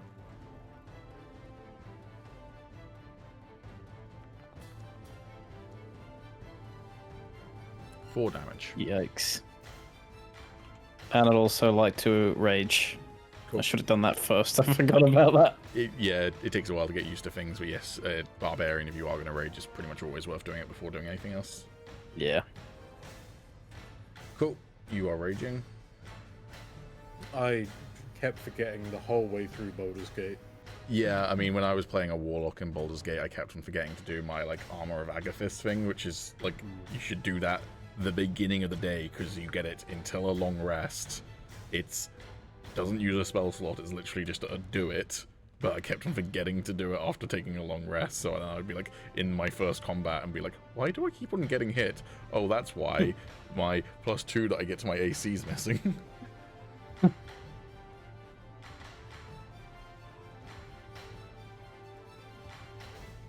Okay, the Grimlocks will continue to move forward.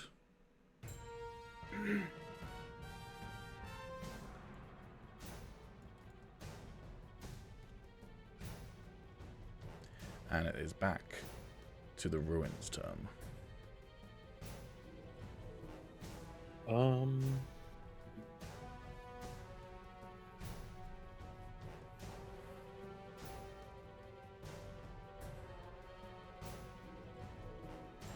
How do you, like, see the distance again? Oh, okay. They just hover over. Yeah, you have to select your token first and then hover over them. Well, don't really want to have a fight in a confined area where Arlo is.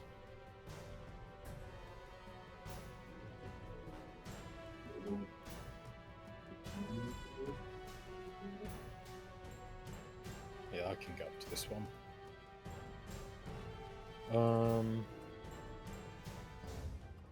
I will slash away, or point away.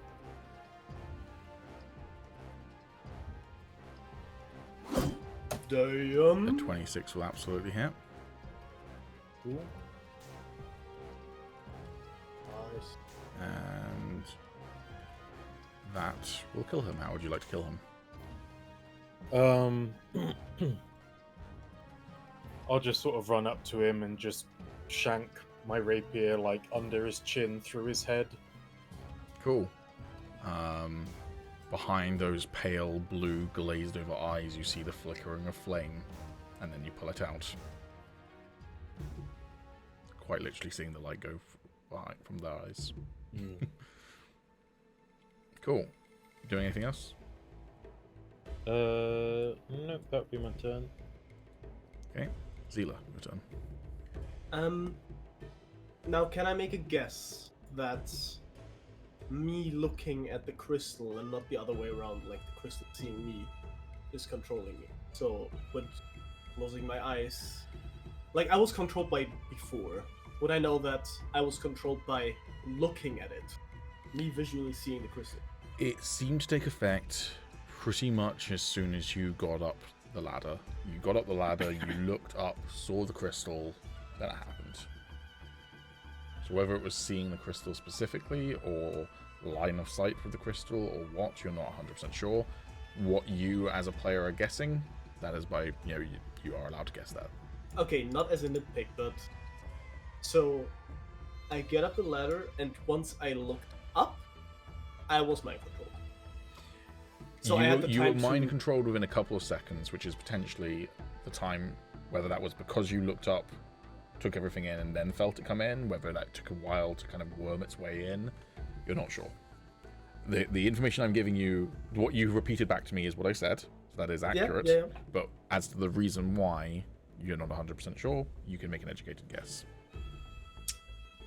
In that case, I will... Can I double move and still fight, not fight defensively, but dodge? No. Dodge is an action. Okay. I will... I would say, by the way, it is autumn, and it's nearly 6 p.m. in game, so it is nighttime. Cool. Okay, easy. Then I will take the dodge action, and walk up to here. Cool. Can I just walk through what I'm walking through right now? Yeah, that's It's fine. 2 corpses, basically, yeah. And I will have my eyes closed. Cool. Give me a wisdom. No, it would happen at the beginning of your next turn. Never mind. You're gonna have to do a wisdom saving throw.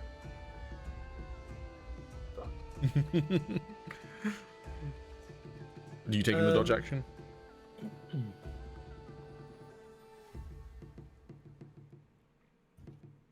Actually, I won't. I think I'll still attack. Okay.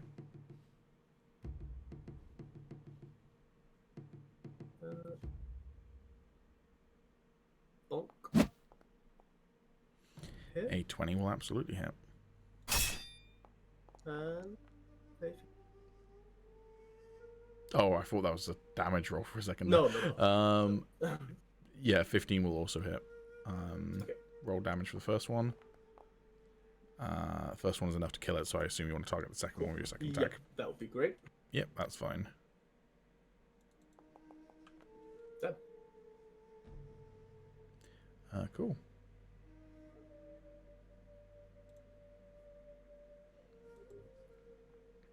Okay, yeah. 2 trackrams go whizzing past you, Arlia. One of them slits the throat of first one, and the second one I didn't mean to actually kill off. That's fine. You can say it like that. So. But you did severely injure it. Yeah, the second one kind of slams into the shoulder of the second one, and the chakram comes whizzing back past your head. Nice job. I won't respond just yet because I don't know if I'm brain dead or not. So. Fair. Aegis, your turn.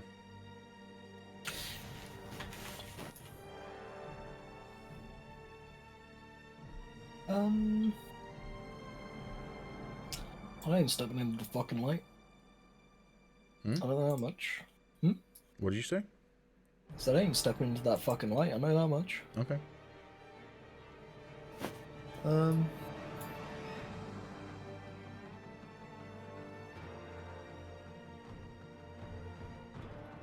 How high, like, is 5 this? 5 feet. So I can definitely. Yes. Yeah. Alright then, cool. I will simply cast a firebolt. Okay. Do I want to? Yeah, I guess so.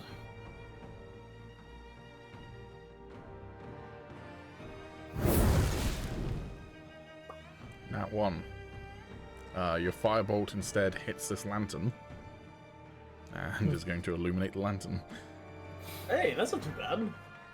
What I was planning for the entire time, maybe.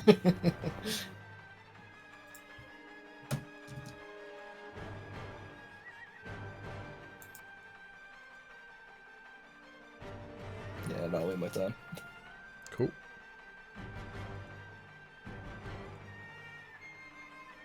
Alright. Then...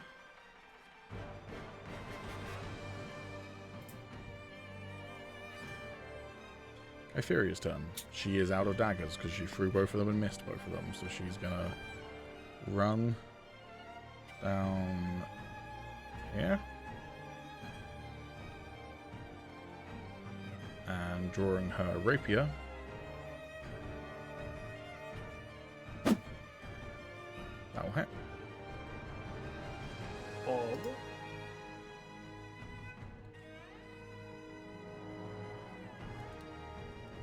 Cool. That is her turn.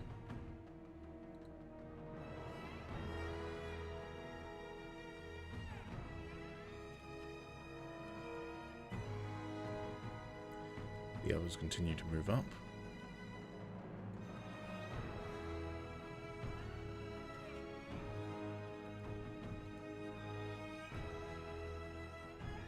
This one will move up to Arlia and will attack you with the pickaxe. The 9 will miss you. Mm-hmm.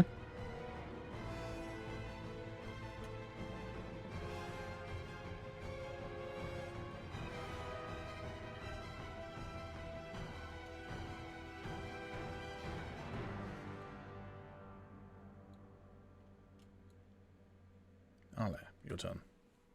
Wisdom saving throw, please. Yep.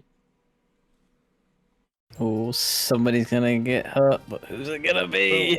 If you end up whacking me, then I have to roll the next wisdom save, and I also get undead or get mind control. That's fucked up. You pass. Okay, that's good. Nice. That would have been severe brain rot.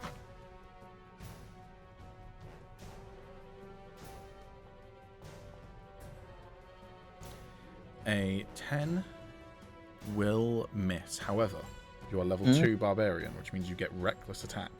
Reckless attack allows you to roll with advantage. However, all attacks to you for the next turn will also get advantage. And you can make that decision after you fail the roll.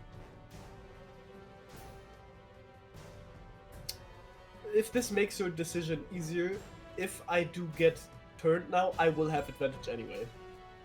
Because there is, like, I'm flanking. I'm taking it. 17 will hit.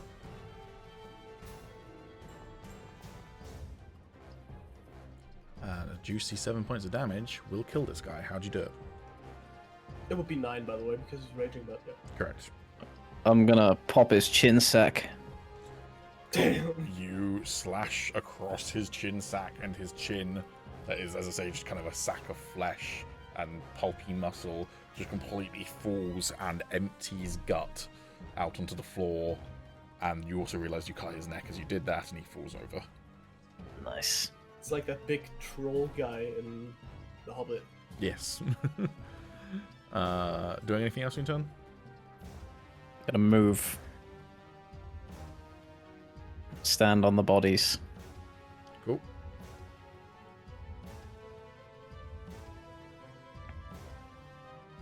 Actually, can I? No, you've already moved. Never mind. What were you going to say? I was gonna say, can I recall that and stand here instead? Yeah, that's fine. Block the passage a bit.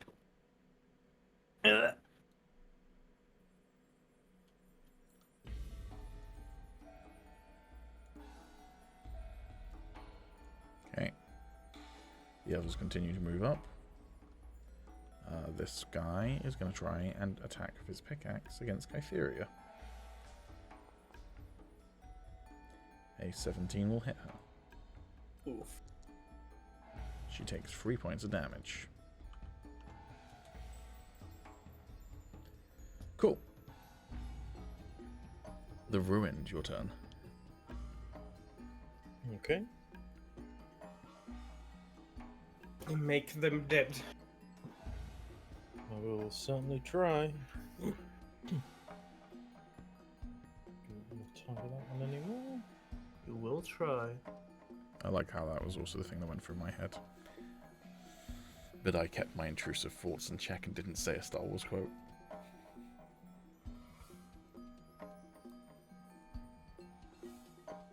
I will get up behind him.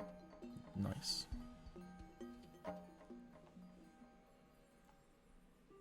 Slash. Pierce even. A 15 hits.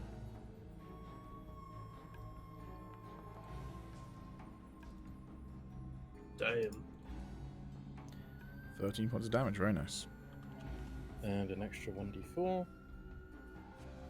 Every little bit helps. And then your second weapon. A 21 will absolutely hit. Nice. So you dash past this thing, and how would you kill it? You're dealing a disgusting amount of damage. Quite a lot, isn't it? Yeah, that is Uh, kind of nuts. And that's literally all just from, well, I mean, obviously the +1 helps, but that's pretty much Yeah. all just from dual wielding and Bloodhunter. Yeah, I'll basically just like speedily run up behind him and just kind of like plunge my rapiers sort of like diagonally through its neck and into its shoulders. Okay. As you do that, obviously it was facing Kytheria. She will just kind of gesture with her rapier and go, "We should spar sometime." I would like that. And then I'll steal all your money and cards. I would like that less. All right. Doing anything else in your turn? Nope, that will be it. Zila, your turn. I mean, first of all, I have to make a. Yes, you do. Wisdom saving throw. You do have your eyes closed. I have taken that into account. That is a pass. You're fine. You get the sense that keeping your eyes closed did indeed lower the DC even further, which has now been lowered again by you beating the DC. Okay, so I've seen where the crystal is, correct? Yeah. So I have a pretty, and I mean, even through my eyes, I can see the shimmer. So I have a good idea of where the crystal is currently. You're going to get disadvantage if you try and attack it with your eyes closed. Just are. Sure. But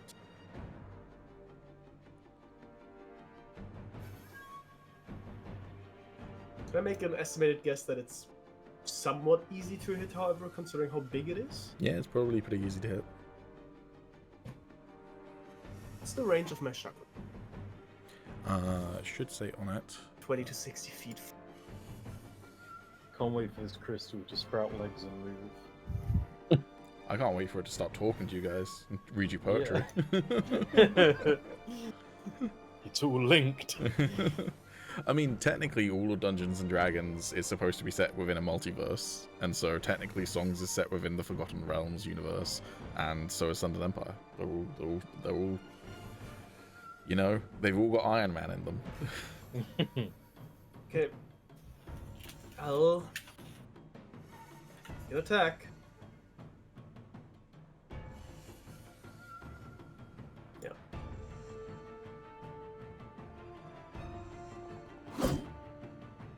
With a disadvantage of an 8, that does hit.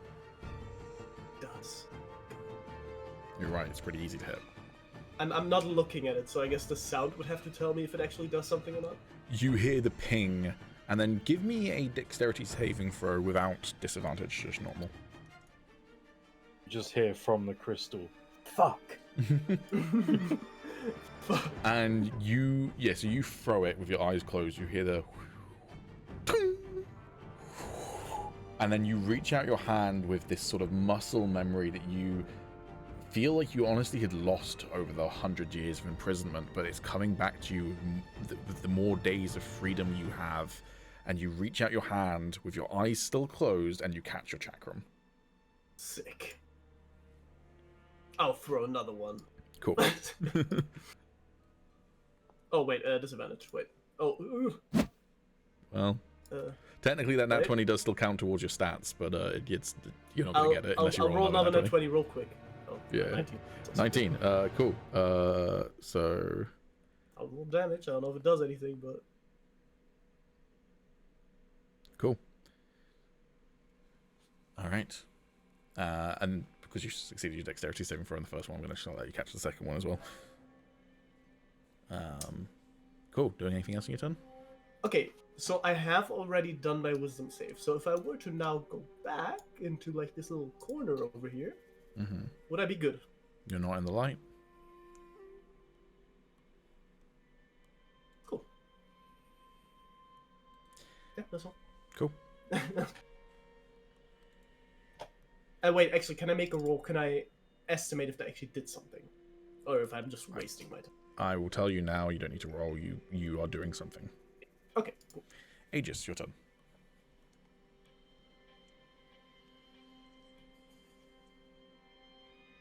You're on mute.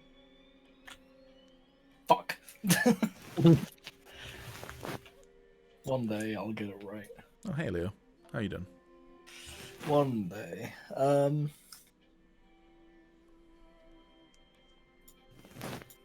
I'm not really gonna do much still. I'm just gonna move a bit closer to these guys if they need support, and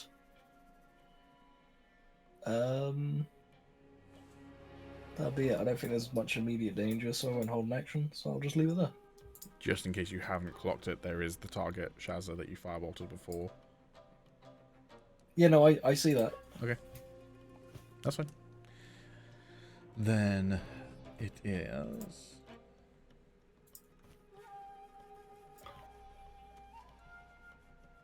Gayferia's turn.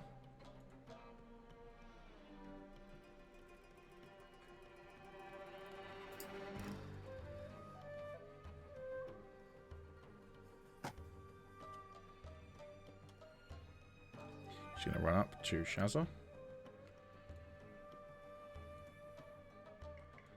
Changed to Shazza now, has it? It's always Shazza, wasn't it? Shava. Shava. Shava. Oh, fucking whatever. It was. I'm balancing a million things at once. Cut me a break, man. It was more crowd that got it wrong. Her Okay. name's actually Sharon, but like she just went by Shazza. Okay. I mean, my boss's name is Sharon, but she goes by Shaz, so accurate. An 8 will miss. She draws her short sword at the same time and goes for an attack with the short sword. That will also miss. Shava's turn.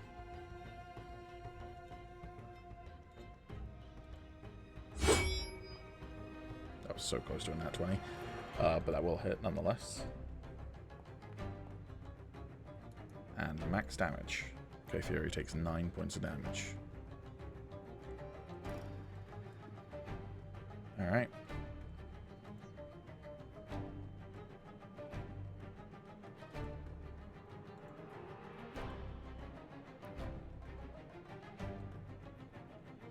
And because Zila is hiding behind Daddy Arlia again, Grimlock is going to attack Arlia. There is one complaint I have about all of the different modules that I've added to this game, by the way, which is that at this point, my character sheets for anyone have too many buttons at the top of them that the close button is no longer visible, so I have to minimize the character sheet to be able to get my close button. I keep on forgetting and then opening the token settings instead. They need to let me make it wider. But even if I make it wider, it doesn't like make the buttons appear. Yeah, they haven't thought about that, Foundry. You haven't thought about what if someone goes insane and just keeps on adding modules non-stop. Oh, with advantage because you recklessly attacked. So, does a 20 hit you? Me? Yes. Yeah. Fun fact: that would not have hit you if you weren't recklessly attacking. However, it's going to be half damage regardless. So, you take 3 points of damage. Okay. I'm okay with this. Yeah. It's You're honestly, allowed to deal that much damage. it's a pretty good trade-off as long as you're not going against someone who does insane amounts of damage or doesn't do Yeah. damage that you're resistant again. I mean, I wouldn't even hit Yeah, without that, so... if they're doing damage that you're not resistant to, that's where reckless attack can be a bit iffy. Like if they were doing poison damage or whatever, but you've got resistance against slashing, bludgeoning, piercing, and fire. So you're pretty good at the moment. Until I get cold damage. Yeah. I'm gonna say they can't really like close up in this wall. Like technically I can move the token there, but I'm gonna say that's like, you know, not really enough room. Arlo, your turn. Okay.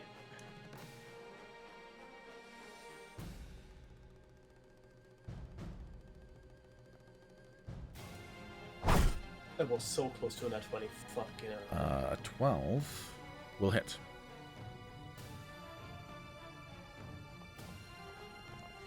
Ooh. 10 points of damage. It is still up, but you hurt it a lot. Just open the token rules again. If a weapon is magical, does that still get does that get past resistance, or So it gets past resistance to non-magical effects, is how it's written. So if there is an enemy that is resistant to all types of non-magical damage, then a magical weapon supersedes that. But it's still magical slashing. So if you're resistant against slashing, you're still resistant against it. But like for instance, I think Right. ghosts as an example are resistant to all types of damage that are physical. A magical weapon overcomes that. That's the idea. right? Cool. That your turn, Arlo?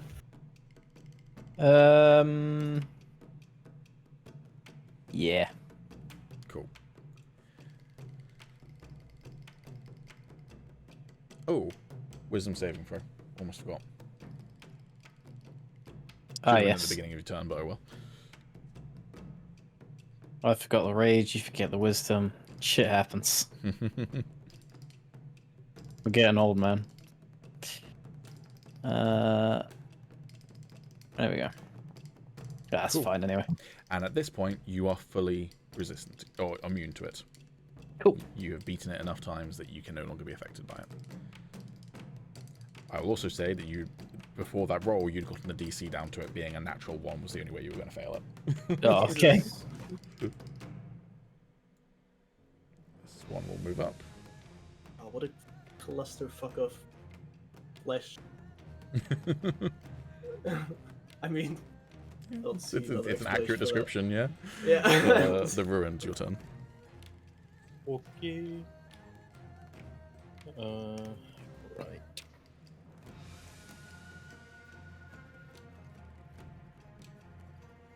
You know, before I got the module that adds the blood splatters, I was considering, because they've added like favoriting folders within your Foundry directory, I was considering favoriting my folder of cinematic gore so I could just fairly quickly add blood to the maps as we were going, but it'd still be so much slower than just it automatically doing it. Can't quite get into range to do the old wombo I would also combo say with Guy that Fieri's. where your pathing is there, you're currently stood on top of minecarts, so I'd say go back to this X. You can't really go there. Oh, You can go behind Kypheria, I'd say you can squeeze behind, but yeah, these minecarts, unless you're going to climb inside one, which could be interesting. alright, so I'll get to like around here. Yeah, that's fine. Okay.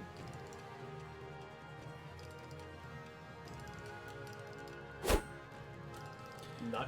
Didn't need the Yeah. advantage. Nat 20. Holy yeah, that's going to hit.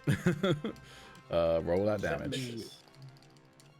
That is disgusting. 18 points of damage. How would you like to one-shot this poor woman? It's not even without So- with the fire, bro. That is also What about are these? fire. Are these like? What is this here? Like here. Oh no, he's using the Sorry, environment. can you ping again? I was busy closing a character sheet. Just crates, wooden crates to like put tools in and what have you. Are they like relatively big crates? They'd be enough to hold like several pickaxes and what have you. Alright, I'll basically like run through and then jump up, like just onto the top, and as I come down, just plunge a rapier like down through her face, basically. Okay. She kind of goes completely stiff still for a moment as blade severs nerves, and then completely limp as her head, or her face really, slowly slides down your blade, and gravity causes her to drop. Cool. That your turn? Yep.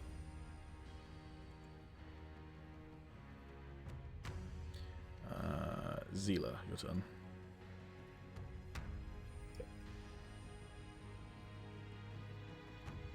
Okay, so let's say I would take the disengage action. Is there any way for me to squeeze through whatever the fuck this What was? you want to do is you want to tumble, which is going through an occupied enemy's what's it called, space. Without taking a attack opportunity. Yeah, exactly. So tumble is.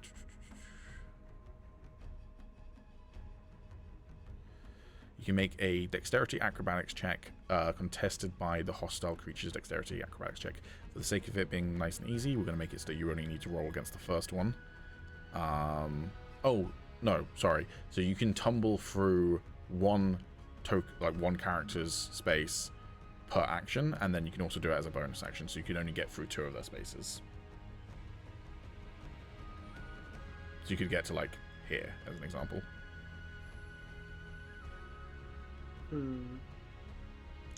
Meanwhile, disengage would let you move without being attacked by them, but yeah, you wouldn't be able to move through their space.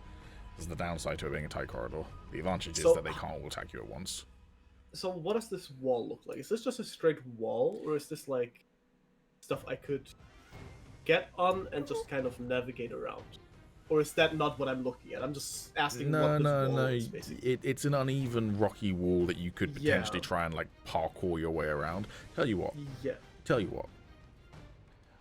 I'm gonna say, because of the terrain, you can do tumble, and if you beat the acrobatics check by 5 or more, you get to go for an additional character space. So that means one action, potentially through 2, and then a bonus action potentially through 2, so that you'd then be behind them. But you're still not going to be able to tumble and also attack the crystal in the same turn.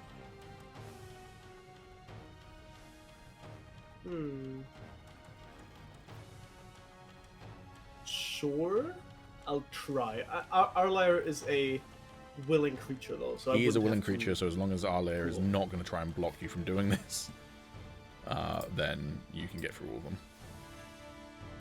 I've actually just counted that there's 5 of them, but fuck it. I'm going to say you can get through all 5 of them. Okay, so acrobatics check, I have to beat it by 5. I have to beat their acrobatics check by 5, yeah. Just so you know, Pete, as well, you didn't mark Shover as dead. Thank you. I did not. Cool. An 8 isn't great, but they don't get a huge bonus to their acrobatics. They rolled a nat 1. So you get through the first 2, roll another acrobatics check.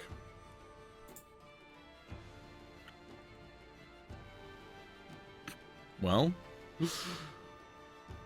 they rolled a nat 20. Well, ain't that some dice rolls? How does that even happen? Random number generator, man.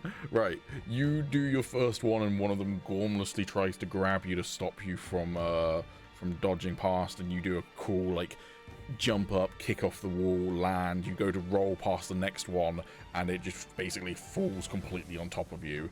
You push it off so that both of you aren't prone anymore, but you are now basically in the middle. That was an action. That was your action and your bonus action, because it's a tumble action and then tumble bonus action. Cool. So you've got movement, but it would invoke an attack of opportunity.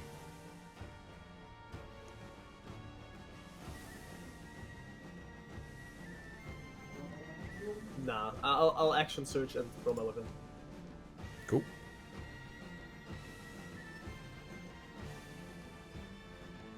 Still eyes closed, Yep. or? Yes. Then there's no need for a wisdom saving throw, because you've at this point knocked the DC down low enough that you can't fail. You're not technically immune, but as long as you keep your eyes closed, Okay. then you can't fail it, basically. If you keep your eyes open, then you'll have to do it one more time, but you'll probably beat it and then be immune, so it's kind of like whichever one you want to do, but either way, 10 hits, so. Fuck. Okay, every little bit helps. Second check room.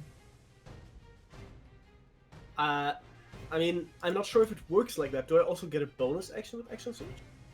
Oh, Or do you're I right. only No, get an you're right. action? You don't. I think no, because you've got 2-weapon fighting style. What does that say again? It's only me getting proficiency with my second attack. When you engage in 2-weapon fighting, you can add your ability modifier to the damage of the second attack. Okay, so what's the actual rules of dual wielding then?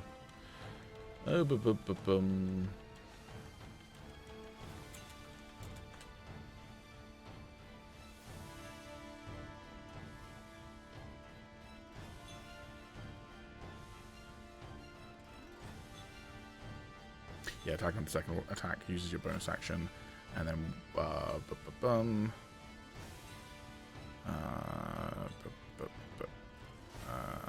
action surge. Take one Yes, that's additional only action. get an additional action. Yeah. Yep. Cool. Fair enough. Is that your turn then? Yep.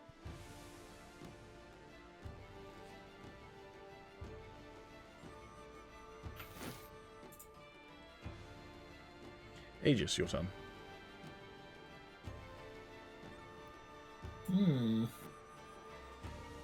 Just realised my water's on the other side of the room and I'm too in the game to go get it.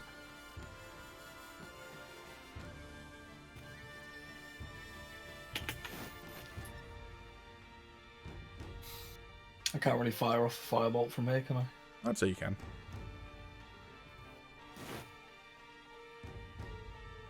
Especially if you went up there, it'd be no difficulty really, but either way, I'm gonna say you can. Rather not hit Arla, to be honest. Well, don't get in that one then. He's also fire resistant and raging. Stop whispering sweet nothings into my ear, Pete. Oh, I'm the not raging playing wouldn't your do anything to game. the fire resistance. Fuck still. you, I had my turn. Okay. I'm protesting.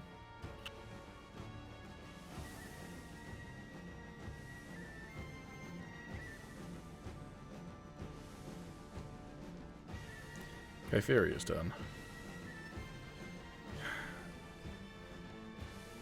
She's gonna take her action and just say, "Hey, appreciate this," and she's gonna down that health potion that you gave her. Of course.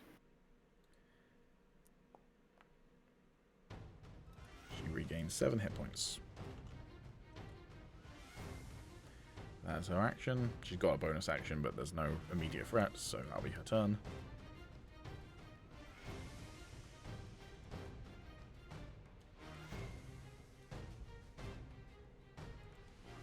Alright. Grimlock against Arlair.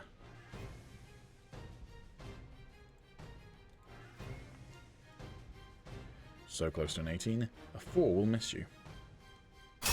Nice. And you didn't recklessly attack, so that's fine.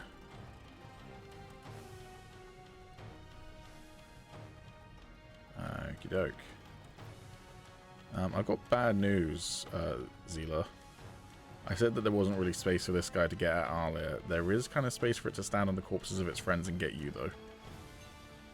So you've got 3 people who can attack you right now. What's your AC?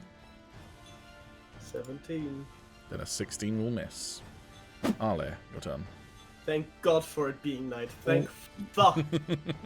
Holy moly, bro. Also, it's getting... I don't know if it's hard for you guys to see, but it's getting hard for me to see bodies, alive bodies underneath corpses. I'm just going to move 2 corpses real quick. So I can see the one that's standing there and make it a bit more obvious. An 11 will hit.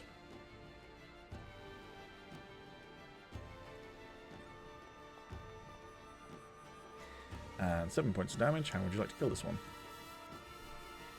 I'm gonna slam one hand down with my axe on the ground. And I'm going to with my left hand and just crush. Okay. Do anything else on your turn? I'm going to move up. Okay, and once again, I'm going to just move these corpses out of the way so that we can see the field of battle a bit better. They are still there, just again, so we can see. Cool. Can I let out like a rageful scream as a barbarian would? Yes. Maybe try and get the attention a little bit. Sure, roll me an intimidation check.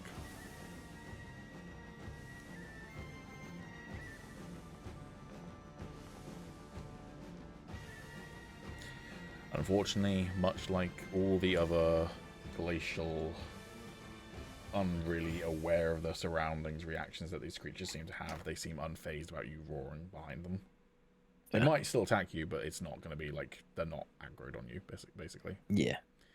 Okay, this one moves up, but it can't really get any closer, so he can't attack. And I'm aware that we're at 10:30, so how are people feeling? Do you want to finish off this combat? I'd be done. Yeah, I might finish off. Yeah, sure. Cool. Doesn't seem like it's too long anyway.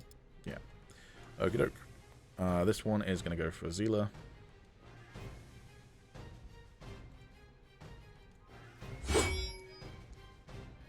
But a 15 will miss you.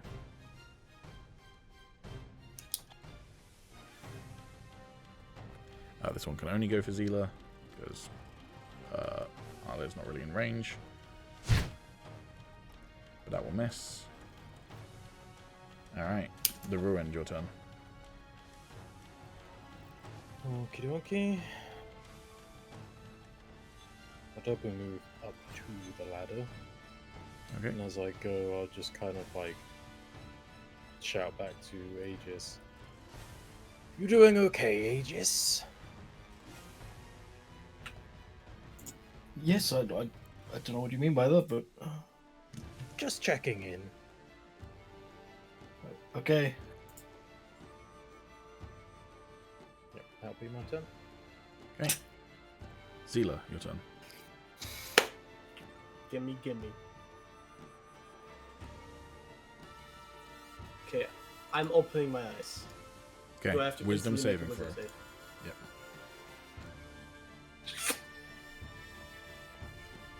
That is a pass. You are now immune. Okay.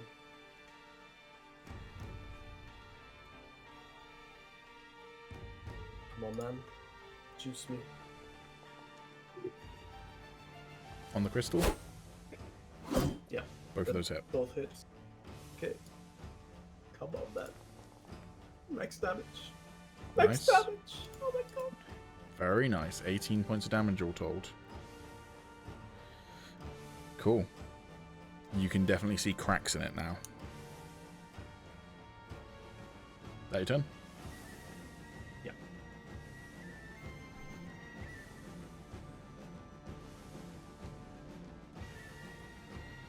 Aegis, your turn.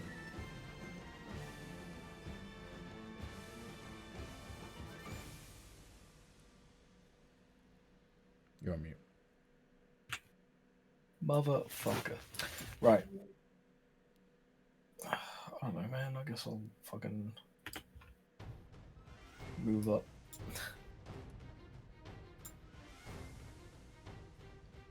That your turn? Yeah.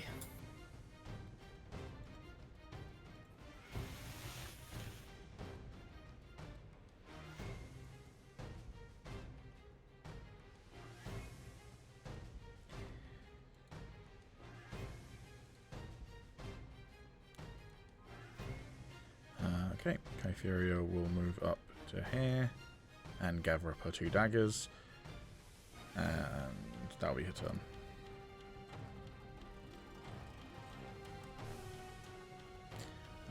Okay.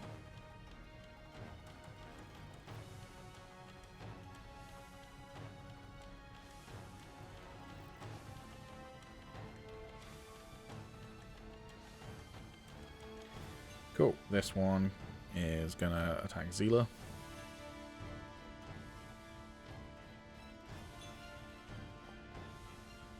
That one completely misses. Ale, your turn. Yep.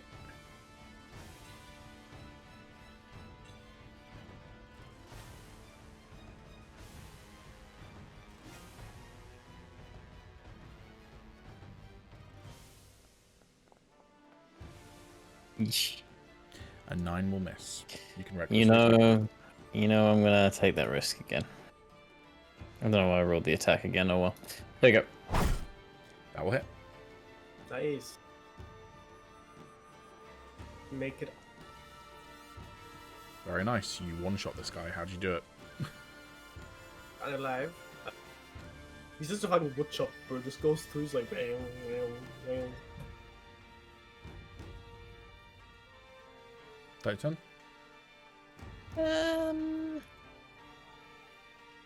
Yeah. Are we able to get flanking on this guy? No, you have to go through the center of the token. All right. This guy can't attack because he's body blocked. This one is going to turn around and attack you, Ale, with advantage.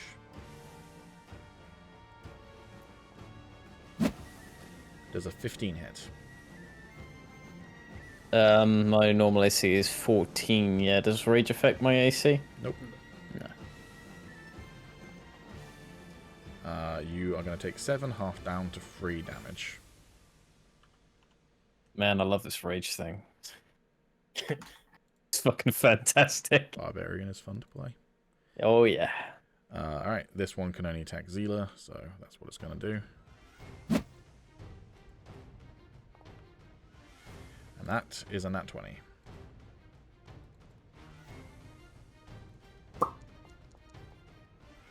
Okay, Zila, you take 13 points of damage.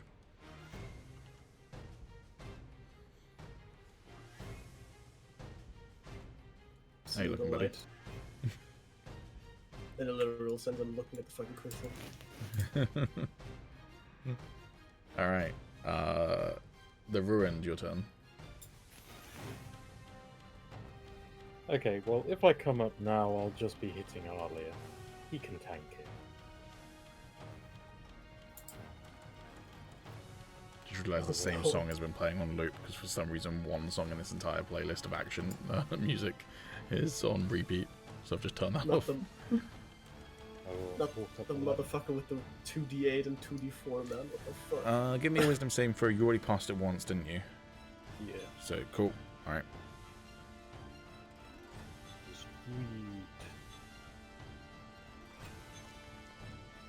Sweet. Nat 20. Very nice. You're immune.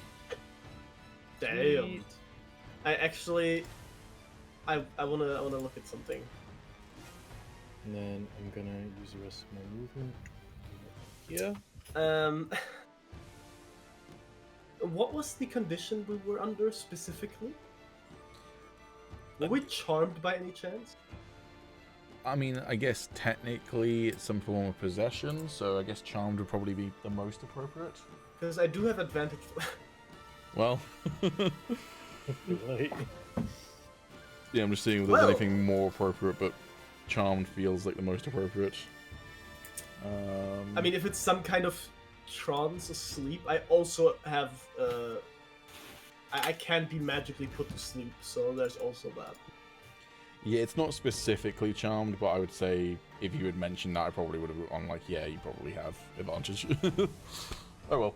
Well, Live and learn. next time I know, I guess. I will attack. 25 will absolutely hit. How do you one-shot this guy? I'll just run in and again shank him through the chin. Cool. Gotta think for these chins on these chinny men, huh? Yeah. I mean, it's just an effective way of killing someone, isn't it? Yeah. Especially when their chin's so big. That your turn? I believe so, because I won't be able to get in range to use my bonus action on that guy. Okie doke. Zila, your turn. Okay, first of all, I wanna fucking do this. Like fucking hell.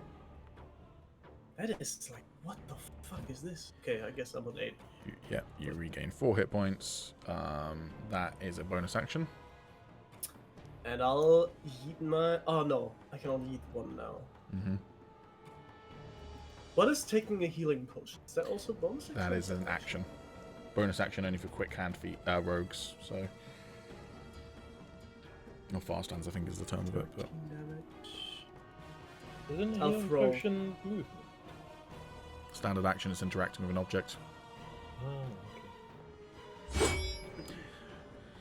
Obviously, it's a bonus action in things like Baldur's Gate, but yeah, in D&D it is 4 damage. All right. That's Cool. the crystal again, obviously, right? Yes. Yeah, I assume that's what you were going for. That your turn?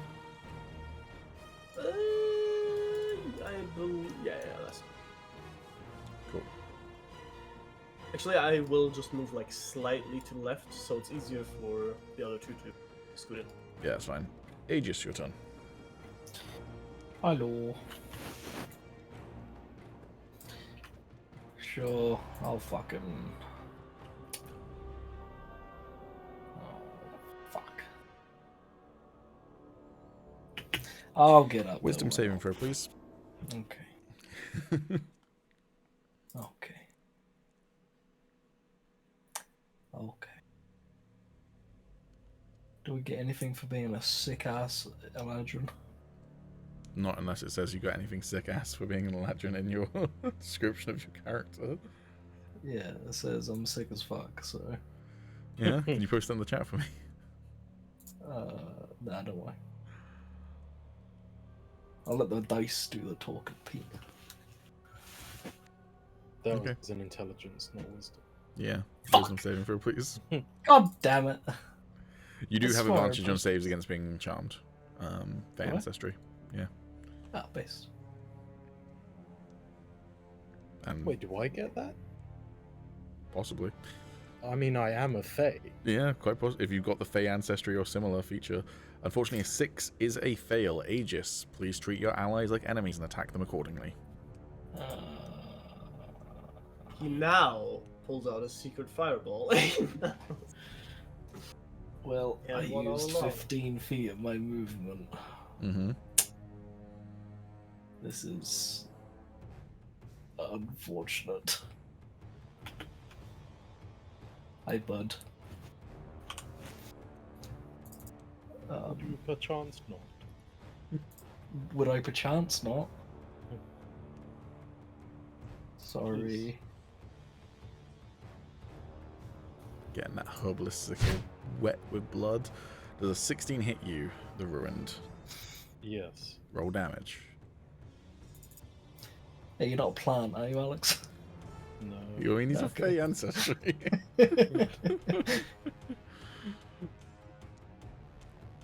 It's rolling the extra 1d6 for some reason. That's fine. So it's probably just auto doing it. Yeah, so it's 4. It's a 4 plus 1, so it's 4, 5. 1, 5 damage. Man, people get like advantage for having Fey ancestry and being a Fey. I don't. What is this shit, man? You're not fully Fey, I guess you're just part Fey. I don't fucking know. Oh yeah, wouldn't Aegis have that as well? Aegis does have it. He failed his roll. He Yeah. rolled with Oh. advantage. Rolled a 1 on the 6. Oh shit. Never mind. But originally he rolled a 22 for a completely different saving throw, so you know. I was like, is this a smart idea? Rolls a 22. Nope. Do it anyway. By the way, we're not on the journey anymore, so I wouldn't get the plus 1d6 for a saving throw. Yeah, That's journey's fine. over. Yeah. Okay. Alright. Kytheria is going to double move. That's her turn.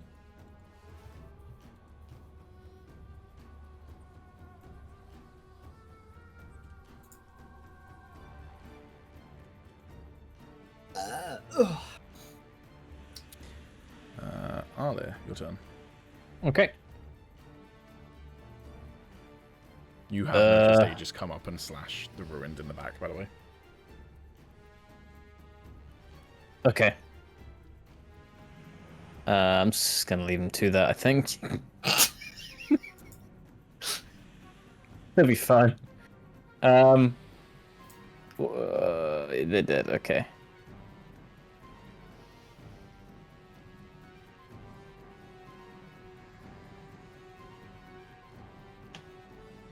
Damn, this fucking hallway is just blooded gore and death and Yep. guts. I love it. An 11 will hit. How would you like to do Damn. this? We're not even Sure. needing your rage damage, it's just your dice rolls are killing these guys. I just want to just not even bother with the axe this time. I'm just gonna pick him up by the hip and slam him down on the ground. Okay. That's your turn? Or are you doing anything else? I've already moved, haven't I? Yeah. You haven't That's moved my that turn. much, so you can move up more if you want. Okay, I'll close in the gap.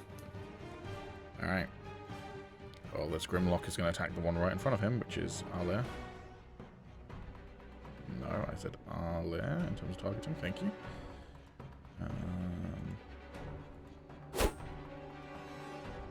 Does a 19 hit you? Yes. You take 7, half to 3 damage.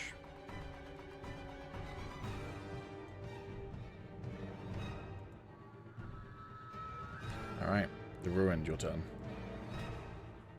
Well, I can't really get through, and even if I do, Aegis is just going to hit me, so I'm just going to use a help action and just try and give him Roll me that advantage. persuasion check. Would that give him double advantage? Oh, actually, that's a good point. With him Oh. already getting advantage, Yeah. it doesn't stack, so it's a bit null and void doing the help action, really. Yeah. Could it maybe just wake him up? Nah. Because he already has advantage? Oh, fuck. I also no longer have a healing potion. Yeah, if only the guy you gave all the extra health potions to wasn't the one attacking you. Yeah. He's like, "Oh, can you hand me one, man? Come Come here, Ruined. I'm going to apply a healing potion to you. on." What? No. It's always looked like a sickle. Coats his sickle and health potion like a poison. I'm just gonna dodge. Okay, cool. There's a reason I'm a harm assist. Zila, your turn. Can I make like a sick acrobatic flip on this wall to kind of not get an attack opportunity? It would Acrobatic be a check? tumble or it would be the disengage action, otherwise you're going to take the attack of opportunity. Okay, I'll take the risk. Fuck it. Okey-doke. Well, yeah, make the attack first, see if it hits. I Otherwise, mean, I'm moving it doesn't to stop you from moving. That only happens if Okay. they've got the sentinel feature. So...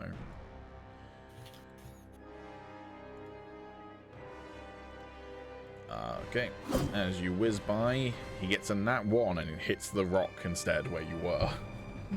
Sick. Would you say I'm close enough to hit it? Yes. It's like, Yeah, that's fine.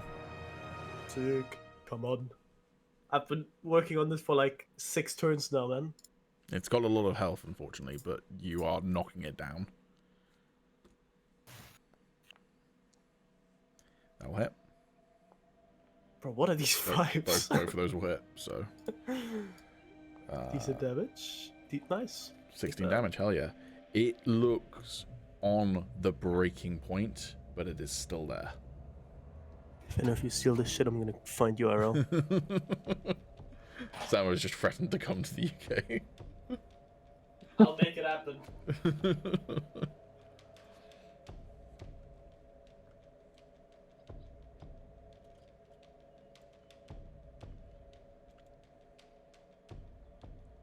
Aegis, your turn. Can I get a wisdom saving throw, please? You do have advantage. You may have a wisdom saving throw. That is a pass. You have come to. Oh. Meanwhile, I'm just standing in front of him like, ooh, can't hit me. Oh. What did I do? You know what you You, did. Yeah, I'm still gonna say what did I do? Also, Aegis didn't explain what his biggest fear was. You're right. What was your biggest fear? Thank you, Samurai. Oh. I don't know. Speaking to a crowd, no pants on. Wow, hashtag deep. Was the No. Ruin the only one not to fail a saving throw, by the way? Mm-hmm. We don't know what the Yep. Ruin's biggest fear was. Yeah. I basically pushed it away the first time, and then second one just became immune instantly. So. Yeah. You know, I'd be in a bedroom, by myself, and there'd be a woman in the bedroom as well, on fire, and she'd be slowly approaching me, and I would just be standing there, not able to do anything, just in sheer fear. Okay. That's a sleep paralysis, even if I've ever heard one. You are free to take your actions as you want. So what are you doing? B, I'm giving the ruined health potion. Aw. Thank you. That's a reward. If you just use the health potion, assuming you're going to give it to the Ruined immediately, then you can just treat the Ruined with a health potion since you're in melee range. Assuming the Ruined doesn't resist. No, I'm not. resisting. Come here, buddy. Take this sickle-looking healing potion.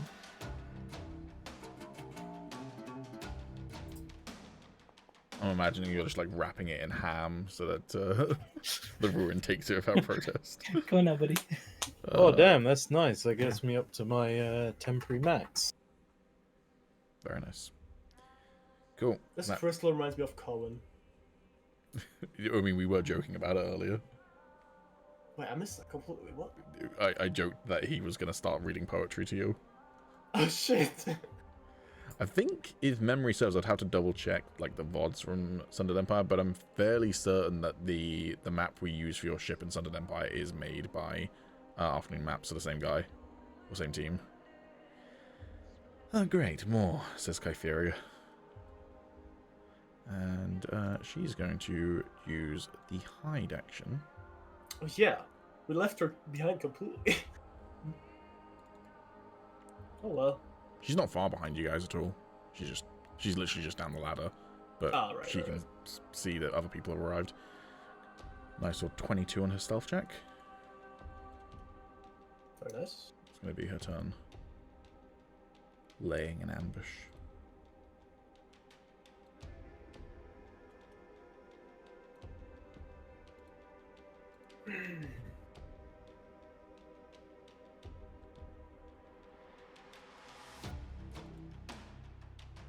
Ale, your turn. Okay. This is another Mordhau track, I'm pretty sure. Sounds very Mordhau. Not sure.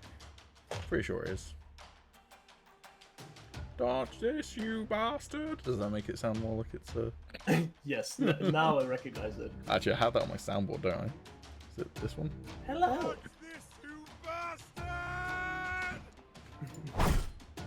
Throws pen. A 19 will absolutely hit. Yikes. Oof. 3 damage, it is still up. Scraped it. That's the first time you've not one-shotted one of these, I'm pretty sure. I'm not sure that's true, but I'll pretend like it is. Alright. It is And definitely you did recklessly attack, so it is going to get advantage on this attack. But a 14, does a 14 hit you? That is my AC. Damn. It rolled low, but fair enough. You are going to take 6 half to free. Also, this is definitely true. Every single time you've taken damage, it's been half to free. Yes. Mhm. I have taken. I have keep track. Yeah, that. I probably can't speak anymore. It's so late. I have to go to sleep. The Ruined, you're no longer taking the dodge action. What are you doing? Do I need to like tumble, or am I able to get past? If you wanted to get past the Grimlock, you'd have to take the dodge, the Disengage. tumble, or the disengage action, Yeah. or you could shove it out of the way, which is also an action. If you're going past Aegis, he's no longer an antagonist to you, so you can go past him freely. The only difference between tumble and disengage is that you have to tumble to actually get through people if you can't get through them. Correct? Yeah, essentially. It's you Yeah. go through the just- space versus disengage is going around. Yeah. them. Yeah. I just want to get to a space where I can attack it, basically. I would say you can reasonably do similar thing to what Zila did and try and acrobatics around the wall just to get to here. If you're just trying to attack, that's fine. Yeah. Okay. All right. I'll try that then. Okay. Acrobatics. Yeah, that's good enough. Nice. 17, you kind of like do a little Prince of Persia run around the wall and land on the other side. How many bones are crunching while he does that? Where he kind of Like scuttling lands and behind kind of Yeah. Flops up. like one of those like inflatable things that's outside car dealerships. Yeah. Ooh. With a nat 20. Oh no! I wonder if it dies. Me too. Roll your damage. That would have one-shotted it. But you kill it. How do you do it? Yeah, I'll sort of do the Prince of Persia run, and then as I'm just about to like jump off from the wall, basically, I'm just gonna stick my rapier like through the side of its head, and then sort of like land and just pull it out again. Nice. Doing anything else for your turn? I think you use like 15 feet of movement. Got another action. I'll just I'll just come in here a little bit.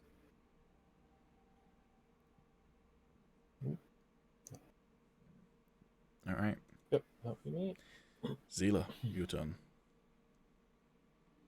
Come on. You Juice hit. me. Bro, these fucking That will hit. tens. The other one will 7 also will hit. hit? Mm-hmm. What the fuck? It's a big Okay. rock. Its AC is real I low. mean, sure. And you destroy it. Hell yeah. As you bring your chakrams down in this big strike against it, it cracks and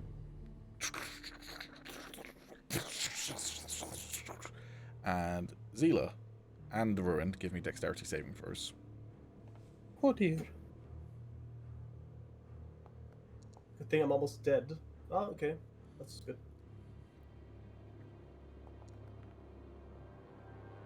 Also decent. Both of you get kind of knocked back, but you kind of like dig your feet into the ground as primal energy forces you backwards a couple of feet. And the gem is no more. Aegis, you just about here, and Kypheria sees the bodies of the other people drop. And that is where we're going to leave it. Were you still in the mines? We'll reveal maybe what's kind of happened with the others, whether they're still alive or whether they're dead. Deal with the aftermath of what happened. Actually, one last thing. Are we looting? You can loot next session, but I'm going to ask one thing just because otherwise I might forget about it. Ruined or Zila, since you're in this chamber, roll me a perception check.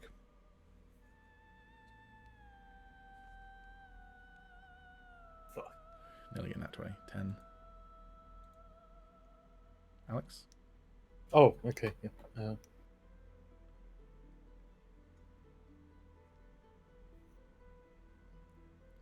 With a 10 and a 12, it's actually fairly easy to spot. There is what appears to be the remnants of a shattered katana, about that much of its blade left, and then the hilt.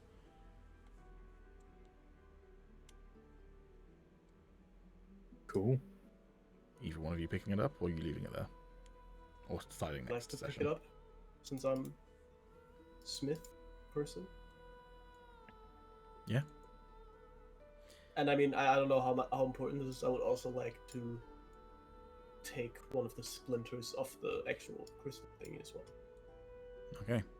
You have received a shattered moonblade, and I'll give you a shard of primal stone. Nice. Alright. That's going to be it for now. Tight. Good sesh. Yeah. Good sesh. Well, thank you everyone for coming by and watching another episode of Dragonriders. I have it confirmed now I will not be available next week because of travel once again for work, but after that it seems it will be clearing up.